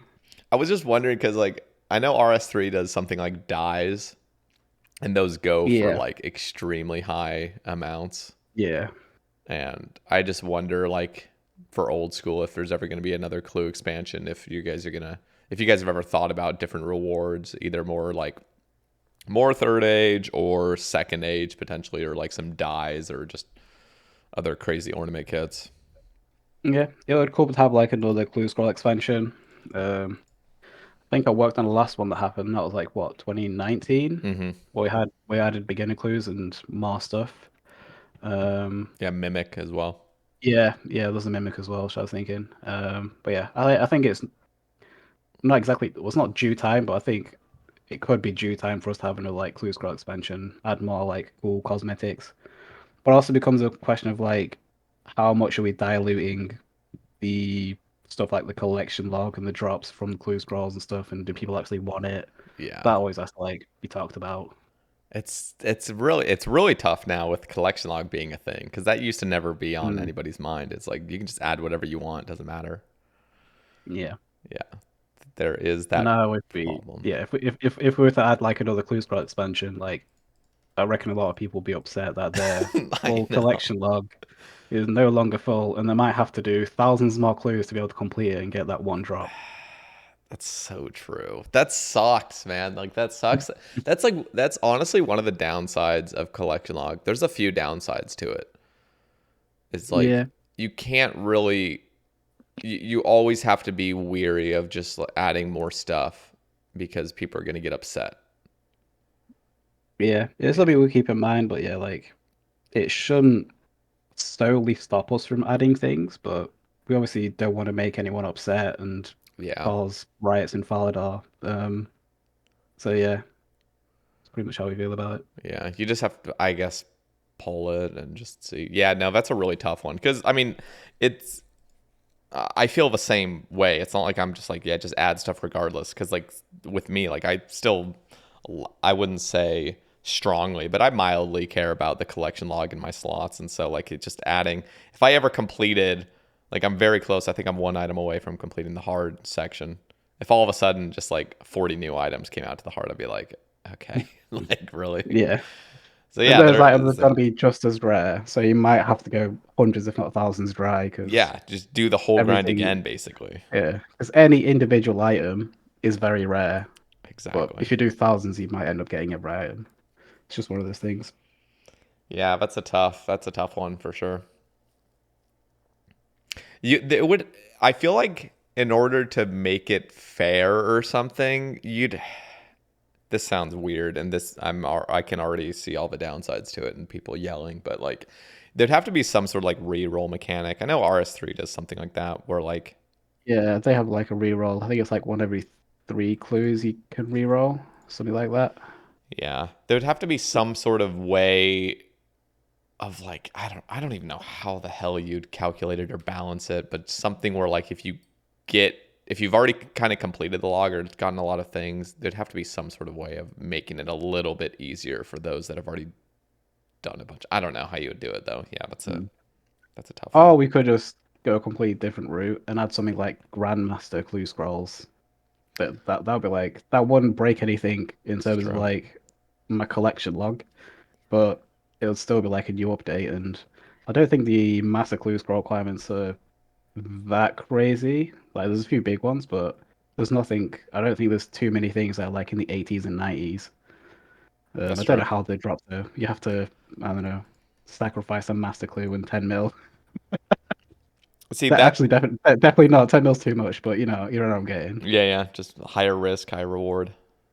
That's that's what I was thinking. I was like, well, when I think of Grandmaster clues, I was kind of talking about this on stream and stuff a few months back. It's like I want Grandmaster clues to not follow the same pattern as lower tiers, where it's just the same stuff like Sherlock, Fallow, just higher stuff. I'd rather it be like you have to do a master, get the casket, and then right as you're about to open the casket, you click it, and then there's like a chance that you could get a grandmaster from that, and Mhm. so you literally sacrifice that casket for it. And Yeah. then what it is just like one or two steps that are really difficult. Something like dig here in the next minute, and it shows you like where to dig, and you have to get there as fast as possible. And then when you dig, there's like 6 Jad that randomly spawns in the surface world, and like if you die, like if you miss one flick, like you lose the clue basically. So that's the risk. Mhm. Or just something like silly where like I don't know, there's like a Yuri or maybe like 5 Yuri spawn, and you have to figure out like what the right one is. Just something like quick, easy, difficult, challenging, and risky, but not an Mhm. entirely new just set of equip an infernal cape. Like I just feel like that's so boring. Yeah. Yeah. Yeah. I also wouldn't be a huge fan of it being like very RNG dependent, kind of like a mimic, which is like really RNG dependent. Like you have to do a clue scroll and then hope that you get a mimic drop, and then hope that I don't know Yeah. you get some loot from it. I think it's cool to be able to get a master clue scroll from like other clues, but if that was the only way to get a master clue scroll, I wouldn't really like it that much. I see. So you just want a way to like actually grind out grandmasters potentially. I think that would always be something that people would want. Because even though you can't really do it right now, like people still grind out master clues, even if it's like spending billions on dragon implings or just grinding barrows to get elite clues to make a master clue. Mm-hmm. Yeah, I mean, you could always. I don't know. I was just thinking as well. Like, what if you got like a purple at TOA or something, and it like as you're about to open it, it says, "Do you want to instead exchange this purple that you don't know what it is yet into a Grandmaster clue?" And then you have that option, and then like the Grand. I don't know, something where like you technically could grind it from like just higher level content in a sense, but I don't know. The Grandmaster clues would have to be extremely rewarding and extremely like high risk. I feel like that would be the way to go about it, in my opinion. Yeah, yeah. I could see it being like a much better chance of getting a Bloodhound pet or something like that would be good. Yeah, But I also wouldn't want to ruin the chances of like Bloodhound pets. To not make it super easy these days. Because at this point, I think people would not do master clues and just grind grandmaster clues if they could, if it was a faster way to get the pet. Because it's efficiency true. is king. It's true. Yeah. What are your thoughts on power creep just in general? Because you obviously, it sounds like you're pretty aware of it, especially when I just recommended the secondary ring slot. What do you get worried about the years following of just the game becoming just way too powerful? I think it's inevitable. But I think there's better ways for us to handle it so it isn't as impactful on the game, if that makes sense. There's always like 10 years from now, every piece of content is going to be easier than it is current day. But like you have to kind of accept that because otherwise, if there's no pieces of new content and the game kind of just becomes stale, the game might not be here in 10 years. So you kind of have to be able to like keep the game going, but you obviously don't want to like go too quickly or ruin it, which will kind of ruin the game faster, even if it doesn't kill the game, if that makes sense. Mm-hmm. Yeah, it's a tough one, especially like I mean, just watching that Torvesta video where like you can literally just hit like 77s without even specking anymore, like on people, like with the Soulreaper Axe. I'm like, at what point are we going to have to like increase the HP threshold beyond 99? Like Mm. I genuinely wonder about that. Yeah. I mean, I could see a new like type of food which overheals like anglerfish. Maybe that would help. But yeah, just think about it as we release it and like think of how much it's going to impact the game and where it's going to impact the game. Mm. Um, I also wanted to ask your opinions on invocations. Do you think that's going to be something that we see for raids from now on? Um, I think it's a cool system and like I think it's a nice way to make it more accessible to everyone, but it also comes with the drawbacks. I have to balance it and make sure that it does work for everyone and it's not unfair to certain levels or certain people. Which is one thing I think people might have like had a problem with when TOA came out because they were thinking like, what's the point of me doing a 400 invocation raid when I see Timmy get a shadow at like 100 invocation? Um, 'Cause just it maybe just because they don't know how it works behind the scenes, but also because like if you see something, you're gonna believe it. So yeah. But I don't think we would push them too hard onto everything. Just like new mechanics we tried out, like the quick time event at Vardarvis, like it's cool, but I don't think it belongs in every piece of content. Mm. Yeah, I don't know. There's obviously a desire for really hard pieces of content, and generally when people think of raids, they think of like end game. And one of the problems that we kind of saw was like Lightbearer and the Fang being pretty cheap for what is supposed to be like an end game raid. And I feel like even though the invocation system is really good and it allows a lot of accessibility, it's like using a system like that on something that I feel like was supposed to be end game ends up having a detriment to the items that come from it, because you want to have really exciting rewards, but if everyone can do it like on release, it's just like those rewards inevitably will be cheap, and then people in the future, like a year for like literally it's already been a year basically since raids 3, and we see Lightbearer is just like super super cheap, and now people are like concerned and they want to have like things change from it. So I just wonder in the future, as much as I personally like the invocation system, I just wonder with end game content if that's the way to go about it, rather than adding invocation system to like other pieces of content that might not be raids exactly. Yeah, I think it has a place, but I don't think it's like it has a place for everywhere. Um, so yeah, maybe in the future we'll add it to like just a boss. It doesn't have to be a raid. I mean, if you think about it, like awakened bosses are kind of just bosses with invocations which you can't set. I think this is like a bad example, but like instead of making it a core part of like the game, maybe we could like let you decide how you want to make the game harder for yourself. Mm. Also, one of the updates that's been talked about is Blue Inferno, or the Tactical Trials.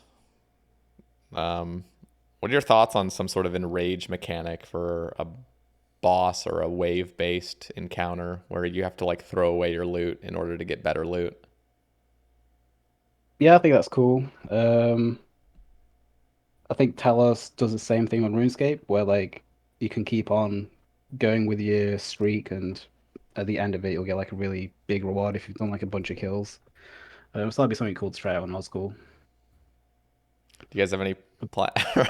I know there's a summer summit coming out, but I don't. I'm not saying that it will or will not come out. But is that something that the team ever talks about, of adding something like that, like realistically into the game?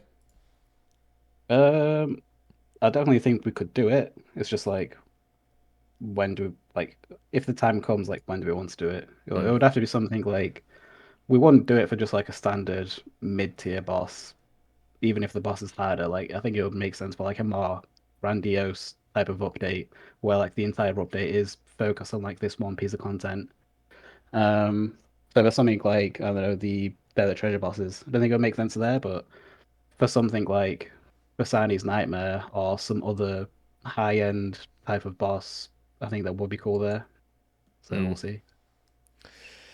Yeah, what are your thoughts, I guess, personally, on something like Inferno released a best in slot new melee cape, but it feels like in the future, if you come out with something that at our time now is as difficult as Inferno was back then for us, it almost feels like adding something that's genuinely best in slot is like maybe not the way to go about it, but instead add something cosmetic, just simply because the player skill level now is just so much higher than it was. Um, I don't know. I think there's still a place for like the be all end all best in slots coming from like one really hard piece of content. Um, I know recently been pushing more towards like the really hard stuff, giving you a cosmetic type of item. Even like the combat achievements, you get the Zook Slayer helmet, but it doesn't really do anything. It's just a Slayer helmet that Mm. shows off how good you are at the game. So I wouldn't say it's the end for it, but yeah, like it might become a little hard. Especially, I think capes are a really good place because capes are usually untradeable, and they've always kind of been like the status symbol of your account. Like back in the day, you'd have a fire cape, you're the sickest person on the game. Yeah. These days, you have an infernal max cape, you're really sick at the game. Or even more recently, you have like a Zook helm, you're like the best at the game. So yeah, there's like levels to it.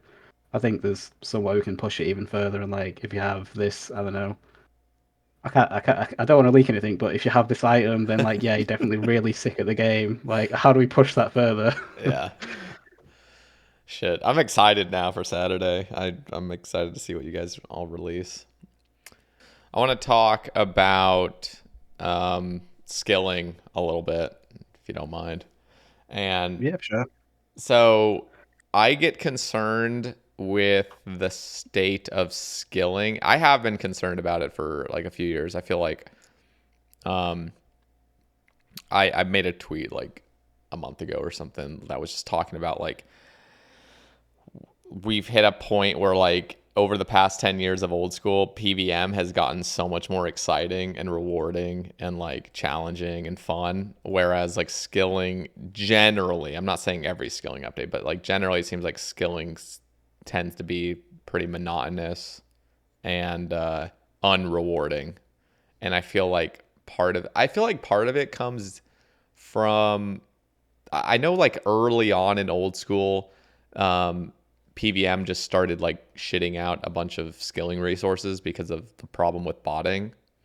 And it seems like that was like a good way to deter bots from just making enormous amounts of money by just giving normal players that are doing high level bossing, giving them the resources. But over like the past several years, it's just continued where like skilling, I feel like as a community and as the team at Old School, like we tend to just see skilling as like it needs to be like really not profitable and just like really Hmm. boring, and it seems like it's just like a means to an end. Like there's no journey behind skilling anymore where you can actually enjoy the grind. It just seems like you just want to get to max or whatever your goal is as soon as possible. And so people inevitably just start focusing on like if the XP rate's high, then the skilling update's good or that method's good Hmm. instead of actually enjoying the method. So I guess I just wondered, you and the team, like, do you guys ever like think of skilling like that? Like, do you ever think like there could be something more to skilling besides just, adding XP rates? And I know you guys came out with forestry lately, and there's obviously differing opinions on that update. But yeah, I guess what are your personal thoughts on skilling as a whole? Just Yeah, I do agree. Like, skilling is one of those things which is hard to nail down. Because like if a boss is good, then that's sick. Like you don't have to worry about anything else, just have to worry about the drop table. Whereas skilling, it feels like a more complex conversation. Because a boss might be good, but that still isn't going to replace another boss because another boss drops an entirely different thing or something like that. Whereas like skilling wise, like if a new skilling method comes out and it's better than all the other skilling methods, it kind of does make the other methods dead content unless they provide something which this one doesn't. Kind of like rooftop agility gives you amber layers and stuff like that, so mm-hmm. it's always going to have a place in the game. Uh, Whereas like if you then release Sepulchre, which doesn't have any sort of that stuff, but it's like it's better money, it's better XP, but it's a lot more, I don't know, complex and a lot more click intensive. Like I think that's a good balance. But I think those sorts of updates are harder to like come up with and make sure that everyone in the game's like happy with how it is and it doesn't want to break anything or anything like that. Yeah, I guess I mean Sepulcher is really is like the gold standard, I think, in terms of skilling updates. It's not for everyone, of course, because there is a large portion of the player base that they think of skilling, they just want to chill out and not have to think. And Yeah, that's totally fair. I'm with that as well. Like I actually like the skilling method. Like right now I'm literally just blowing glass and I'm enjoying myself actually. yeah. I Um, think it also comes into it like balancing because I personally feel like if an activity is low effort, it can never really be high profit, if that makes sense. Like, I don't think we can ever have chopping trees be very good profit because chopping trees is very easy. mhm. If it's very easy, you can have a lot of people doing it, whether it be alt accounts or bots or anything like that. And it just basically ruins the game in that way for that skill because, like, or it doesn't not ruin the game, but like, it will ruin that bit because everyone will do it, which means it will go on to be like worse and worse profit, if that makes sense, over time. So it's not really worth it at that point. Um, and if we do decide to like make a good profit or very abusable, then everyone will make alts for it, everyone will make bots for it, and that's also not really good, not really what we want. Yeah. So it's kind of like a hard balance, which is why stuff like minnows is all right because that's more effort. You get more sharks, obviously, but it's more effort, it has more requirements than just clicking on a fishing spot and just sitting there for like 2 minutes to get some sharks. Yeah. Yeah, there's a lot that definitely goes on with it, especially with yeah, just making alts. Like if you could just make 30 alts that are just doing one thing that's really highly profitable. Yeah, It, especially if it's like, imagine if redwoods were good well, imagine if redwoods was good XP and decent money. Everyone would be doing redwoods because like you have to click redwoods once every 5 minutes.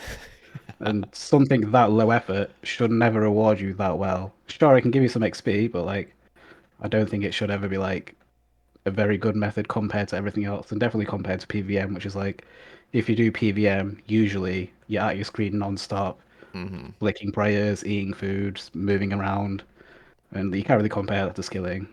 Like when it comes to like traditional click on tree, click on rock, AFK for a bit, go back and do it some more. Yeah. Yeah, it's tough. I mean, the skilling methods, I'm trying to think, like the skilling methods that are really profitable is like one is like thieving. Thieving tends, but that's really like you got to be clicking just nonstop. Yeah, Um, and even then, it's like it's not comparable to like killing bosses because I did 99 thieving mostly at ID nights, and the only thing I did was just click night and did nothing else. yeah. I remember I watched the entirety of Drake and Josh just clicking on night, just doing nothing. Just that can't ever like be good because like Yeah. Well, it's just too easy. to be fair, that I mean, and Artie Nights is something different where you never have to eat either. You literally just Yeah, click. But yeah, they have come out with like Vyres and Elves now that do drop like yeah. those Those are also rares. pretty good. Yeah, Um, I think it's cool that I give really cool items like the blood shard. mhm. But yeah, they got to be like a bit more intensive and a little bit more higher level. And even on requirements, they still require you to do Sins of the Father, which is like a really higher level quest. I don't That's think it's true. Grandmaster itself, but it still has a lot more requirements than just go to this place, which always has no requirements, having a stat requirement and just click. Yep. Yep. Yeah, rune crafting as well has always been good. I feel like I don't know. It's part of the reason as well. Like you're right where it comes to like a super AFK method can never be that profitable just simply because of you can just literally have a million alts doing it, and it's got to have high requirements if you Yeah, wanted to make it pretty good. But yeah. And and at the then point you have a million alts, like it will no longer be profitable because it's way oversaturated and the price yeah, of the stuff you're doing just drops. So it's not very like feasible long term. That's basically what I'm saying. yeah, no, But that's but yeah, true. for like really sick pieces of content like Sepulchre and like other high level skilling, like yeah, it would be cool to do that. Um, I personally like mining, cause not mining. Wait, yes, mining. Yeah, I was getting it mixed up with smithing. I was like, is it mining or smithing? But no, because mining has like a pretty decent route, and like there's plenty of options. Like if you want to just AFK, you go to Muzzleload Mine. If you want to AFK even more, you go to Amethyst. If you want to Hmm. like do somewhat AFK but decent XP, you do Blast Mine, which is what I did to 99. If you want to like be even more interactive, you can do like Volcanic Mine. And if you really want to sway, you can do like 3-tick granites, stuff like that. Hmm. So I think my stuff like mining is in an alright spot in terms of like XP, but there isn't really that much money into it aside from like mining rune. Well, not mining rune because that's still terrible money, but stuff like all the ores and stuff you get, it adds up over time, but per hour basis, it's not really that good, is it? Yeah. Okay, so I was actually talking to somebody about the rune ore thing. Like it really sucks that like there's just so many bots and so many gold farmers that are just constantly camped at all rune rocks. So it's like for a normal player, it just is never really a feasible option, even if you wanted to. Like just waste your time hopping worlds. But I was like thinking, I was like, is it even that this again, I'm not advocating for this, but like I would want to hear your thoughts on it. What if all rocks were like again, not advocating this, but what if all rocks were like not in what am I trying to think? Um we're all local to the player. So it's like you could mine rune rocks and then you would actually hop worlds and like you could see other people mining them, but they would be like what's the word? I'm thinking local, but that's not the right word I'm thinking of. It's like where Yeah, I know everything what you mean. yeah, Like other people mining something wouldn't make it, wouldn't wouldn't affect have your any impact on yeah. you. I think world to world, I'm not sure if that's possible because like the game might not understand you're on this world, so these rocks are mined, but you haven't been to this world, so the rocks aren't mined there. Mm, Don't know if that'll be easy to pull off. The idea in general, I'm not a fan of because I think that like it'll be too much, and then you again have the problem where like there's too many people doing this, so it's no longer good money. But at the same time, stuff like Rune is tied to a high out price, so it'll always be a little bit money, and yeah. I think that might be too generous if you're just able to like hop around to every single world with no problem. Because it's not like there's that many PKers just camping out Rune rocks anyway. Um, aside from like bots. And I think a lot of people like the PKs that end up probably like trying to kill bots, but yeah, it I probably guess I would just be too safe to be doable. Yeah, I guess I just wonder because like Rune Rocks, like I was a I this is like years ago. I went out into the deep wildy and I was just hopping worlds and I was like 1.5 ticking the Rune Rocks out there with like no competition. And of course, some worlds were like super shitty ping, so I wasn't really getting as many rolls as I could have been, but I was able to get like 175 Rune Rocks that hour. But that's like super sweat. And without Mm, 1.5 ticking, it's probably only about like 100 yeah, at 99. And I'm like, would that actually be the end of the world if you could, without any competition, be able to spend an hour hopping worlds, mining runite, and consistently be able to mine like 100? So you're making like, 1.1 mil an hour. I was like, yeah. I don't know. I think I don't yeah, know go what it ahead. would do to the economy though, with like every single bot being able to do that without competition. That's my worry though. Yeah, I think individually it wouldn't be that big of a deal, but like in terms of like the entire game and the economy, I think it would be a bigger deal because yeah, then Mm, you'd have like way more supply, and the profit would still pretty much be there because if you mine a rune rock, you can turn it into a bar, turn it into yep. something else and alch it, and that'll always be worth money. So it's not like the rune ores are going to be worth like 2k because then smithing will be really profitable and everyone will jump onto smithing. Yep. So I think the impact on the game overall will be too much. But yeah, like for a personal player, like not really. But yeah, like you have to think about everything and like all the players stuff like that. So Mm. stuff like that, I don't think it would work very well. See, that I feel like that is where, yeah, I don't know. That's just so tough. It just, I guess the player I was talking to, it sucks that you have these methods that really can't be able to be done. And regarding localizing like rocks, the only rocks that are really affected is simply rune rocks. Like nobody else cares about mining Addy or Yeah, Mithril because it's just useless for the yeah, most part. yeah. It's because you want runes to be able to make like ammunition or something like that, Yeah, yeah, or even just the profit and stuff like that. But yeah, yeah. I don't know how familiar you are with like any of the tick manipulation methods. It sounds like you did blast mining, you said, for 99. yeah. That's just 'cause I really hated three tick granite. I couldn't be bothered with it, so I didn't do any. Well, I didn't do much three tick granite. But honestly, one of my favorite skilling methods is two tick teaks. I really like it in 99 woodcutting. I just sat there at teaks, did two tick Mm-hmm. teaks, went on autopilot for the entire time. I was having a good time. Um, so yeah, I do like tick manipulation type of methods. Barbarian fishing is also one I quite like. But yeah, it's just I don't really do it because there's no point. Yeah. See, I'm glad you say that. And I feel like most people that give an easy tick manipulation method a chance really end up enjoying it. Like two tick ticks is super fun. It's just there's that flow to it and it just feels good when you click, you actually get the log most of the time, It feels like you're Yeah, interacting with the game. it feels really non-stop as well until one of the trees, well, until both of the trees die, and then Yeah. you're like, do I bother going to the next one? Sure, I guess that's more efficient. I'll do it. But yeah, it's Shout just out. non-stop. You just click rock, click tree, click the log you just got, click Hmm. tree, because you can just stop it with that. Or if you run out of logs, you just click round, click tree. It's just really Yep. easy. And apparently forestry made it so it's actually more consistent because of the tree Mm. spawn timer. So like now I haven't tested it, but people have told me that yeah, if you're doing like any sort of two tick teaks now, you will always have a tree up. Yeah, that's a really good point. I just thought of like, yeah, well, you just thought of Yeah, that's that's no amazing. longer really an issue because there's no way that trees are going to die 5 seconds Uh, apart of each other. that's really nice actually. That is Yeah, a good update in my opinion. we just buff two tick teaks. Exactly. No, but that's like so I don't know if you've heard of the gnome cube idea.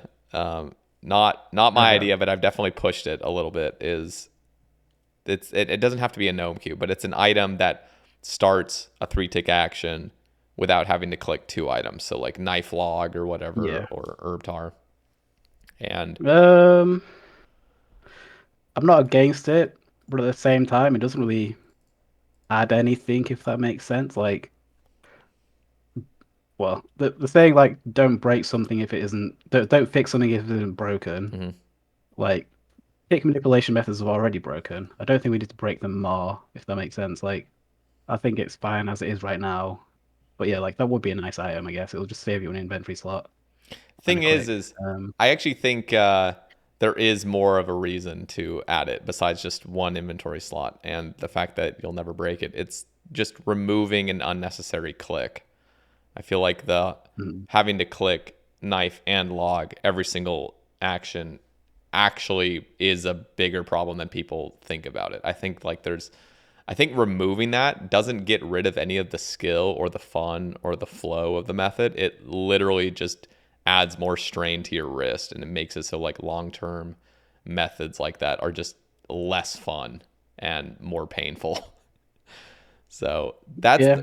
the reason I've been like advocating for it so much is because I mean I actually have done some methods where I'll just use my purple sweets just to test out like the method of what it would feel like to use a one-click item that does the same thing, and it literally feels so much better.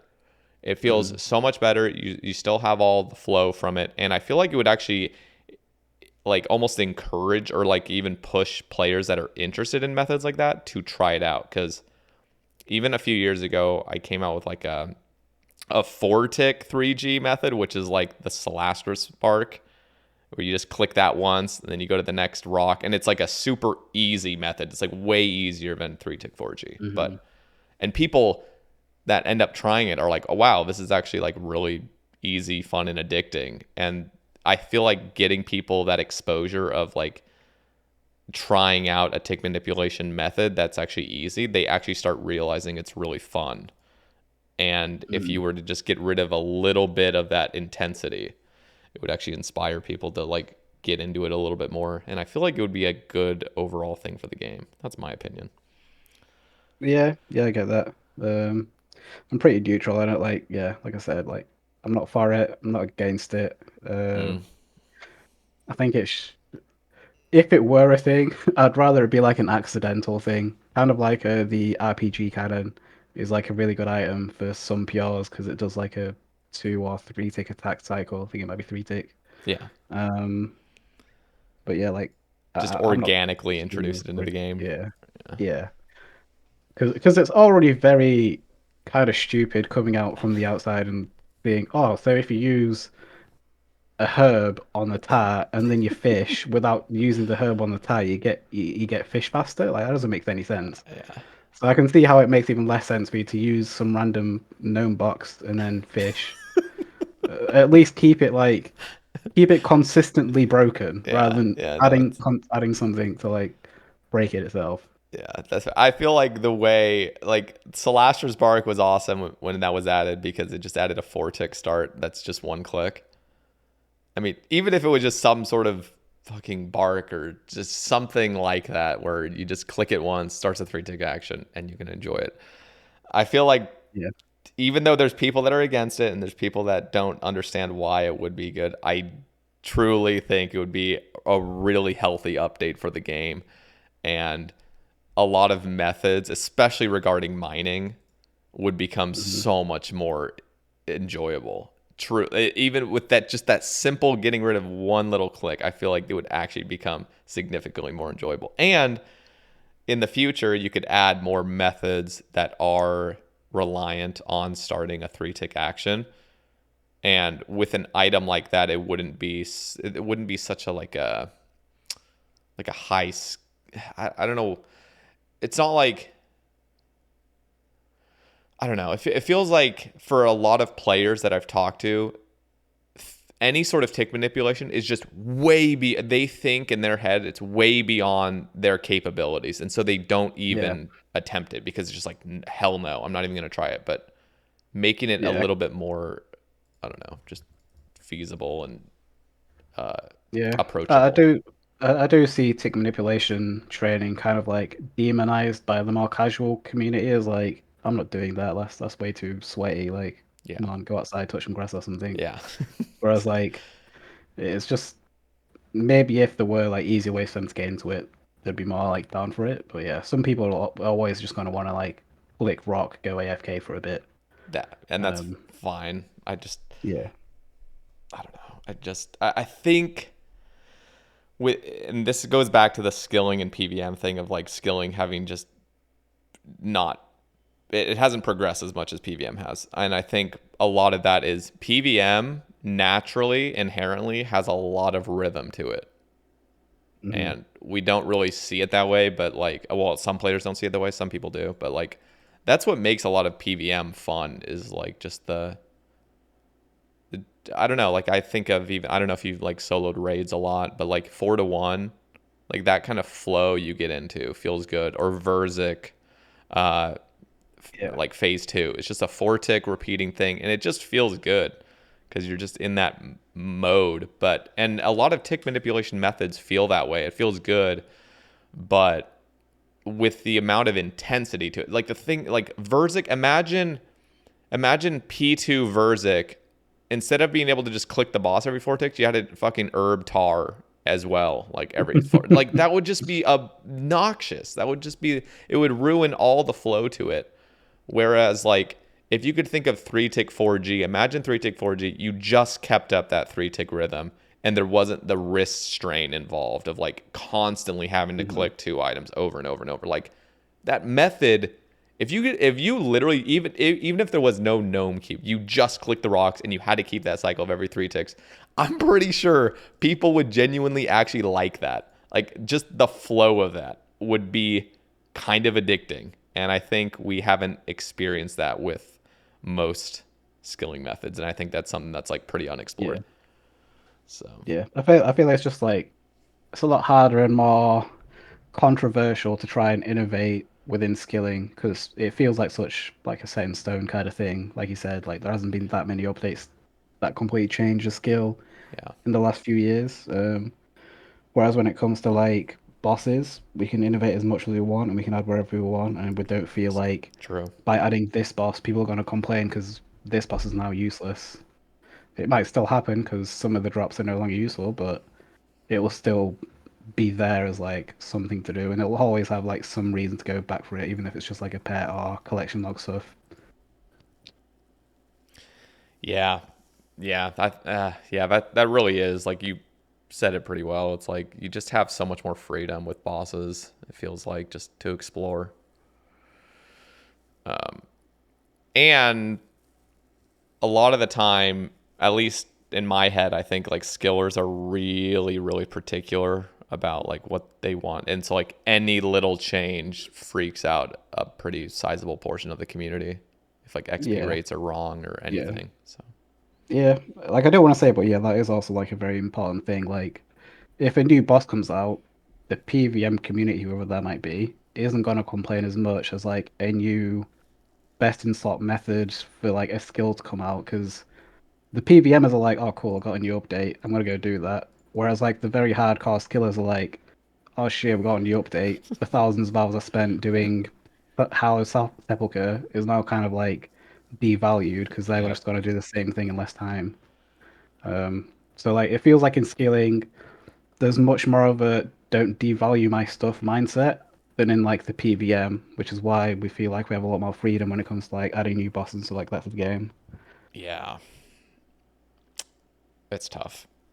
That's a tough one for you guys. You said you got 200 mil cooking, correct? Yep. What are your thoughts on 200 mil capes? No. Like it's cool that people do that and that they want to show off their achievement, but like I feel like a lot of the things, if you add something at the end, people just wanted to get to the end faster, even if it makes the journey worse and if it devalues the journey for everyone else who's done that, if that makes sense. Like You're right. that's one of the reasons why I don't really want it. Um, I feel like if you're gonna go for 200 mils, it should just be because you want a higher place in the high scores, or you're just playing the game as you usually are anyway. And maybe one day you'll eventually reach 200 mil because you've just done so much PVM that you're now 200 mil HP.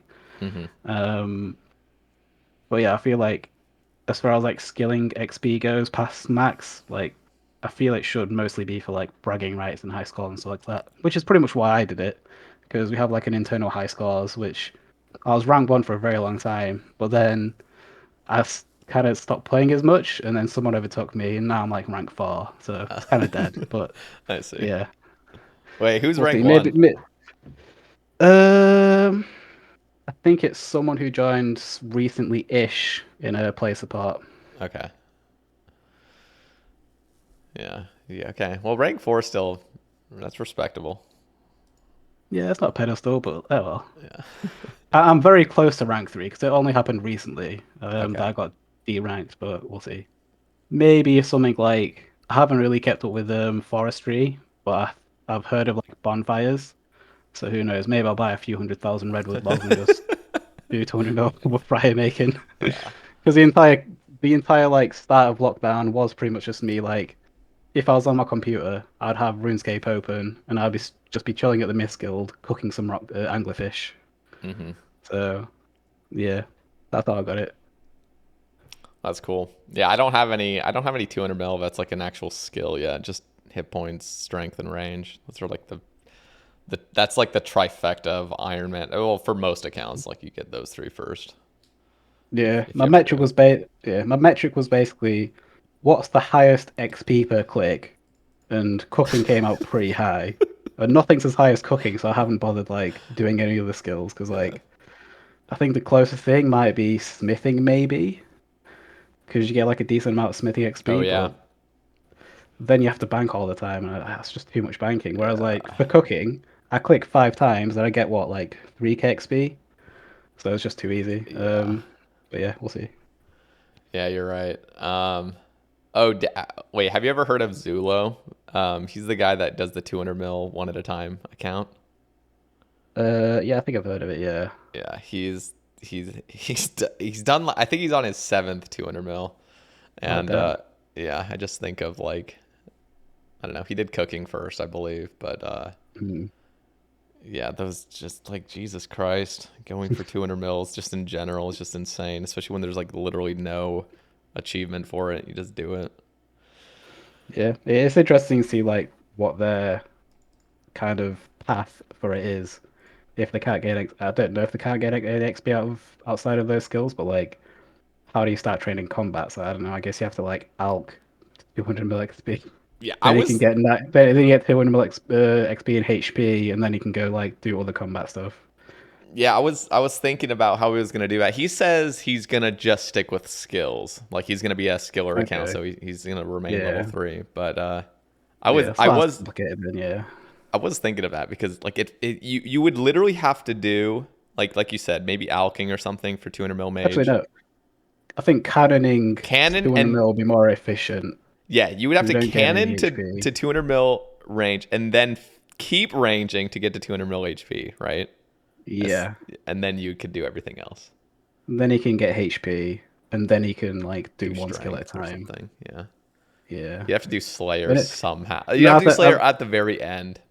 I think you'd have to do attack first because I can't imagine someone getting 200 mil XP with like I don't know an iron skimitar. So God that'll be too much. damn it, But you're right. yeah, Oh you'd my have to think about gosh. it.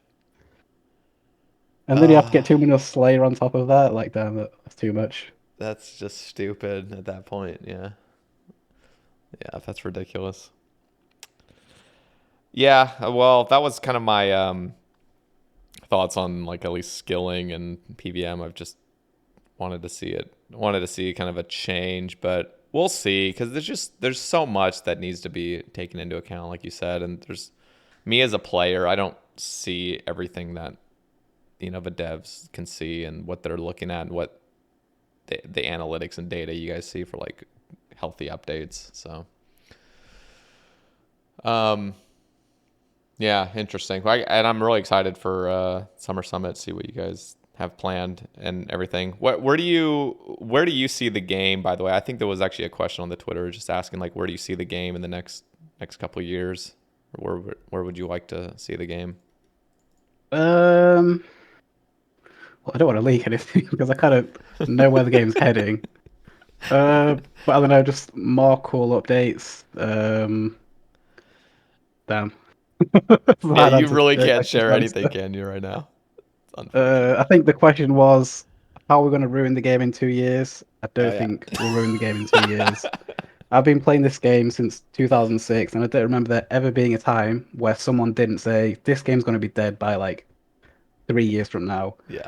I remember even like there's really old screenshots of like I don't know 2002 or three when back when Classic was out, and people were like, "Yeah, this game's dead next year," but we're still here like 20 years later. I don't think RuneScape will. I'm not gonna say ever die because everything dies eventually, but like I think it'll still be around for like a very long time. I agree. Do you? I don't know if you have any statistics on this. Like, do you know how many like younger players are starting to play old school? Because it really feels like just we're like in one generation, and that generation just keeps getting Um, older and older and older. I think there are newer players, and I think stuff like mobile kind of helps it as well. Because like mobile bring it to a new audience, which are more like mobile focused, and those tend to be like younger kids and stuff like that, which Mm. don't really like have a really sick PC and stuff like that, so they might just play like lower end games.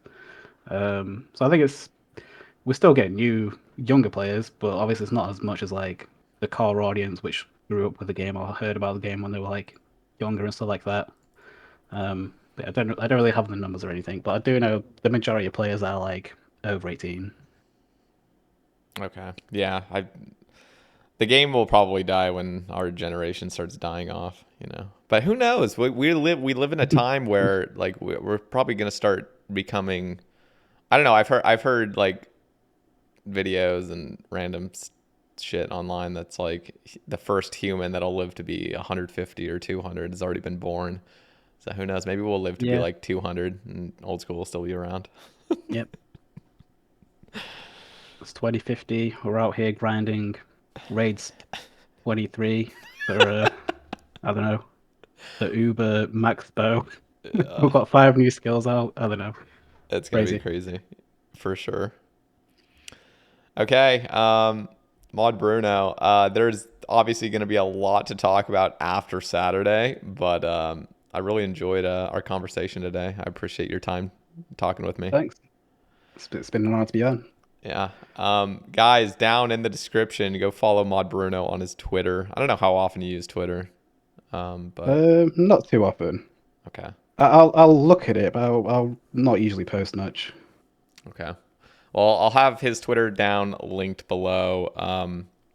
Next week we will not be having a cast, but I do have uh, people have been suggesting me getting like somebody on that isn't a content creator, isn't really well known in the community, and I am going to be having a conversation with somebody I have never met before, and he is not a content creator, but he is a big gamer, and I'm going to be talking to him in probably a week and a half from now. So hopefully you guys tune into that one. Tell me how you enjoy it. There's not going to be any topics offered, but yeah, we're just going to go on to like things that he's passionate about. And I think it's going to be a good one. So look forward to that. And if you guys want to support the cast, down in the description, there's a Patreon link. Get your name on the title screen. And yeah, Mod Bruno, thank you once again for being on. I really enjoyed this. Thank you. It's been fun. All right. Hope you guys enjoyed listening to us ramble about RuneScape for I don't know, like 2 hours now. Yeah, just over. All right, guys. Have a wonderful rest of your day, and we'll catch you in the next one. Peace.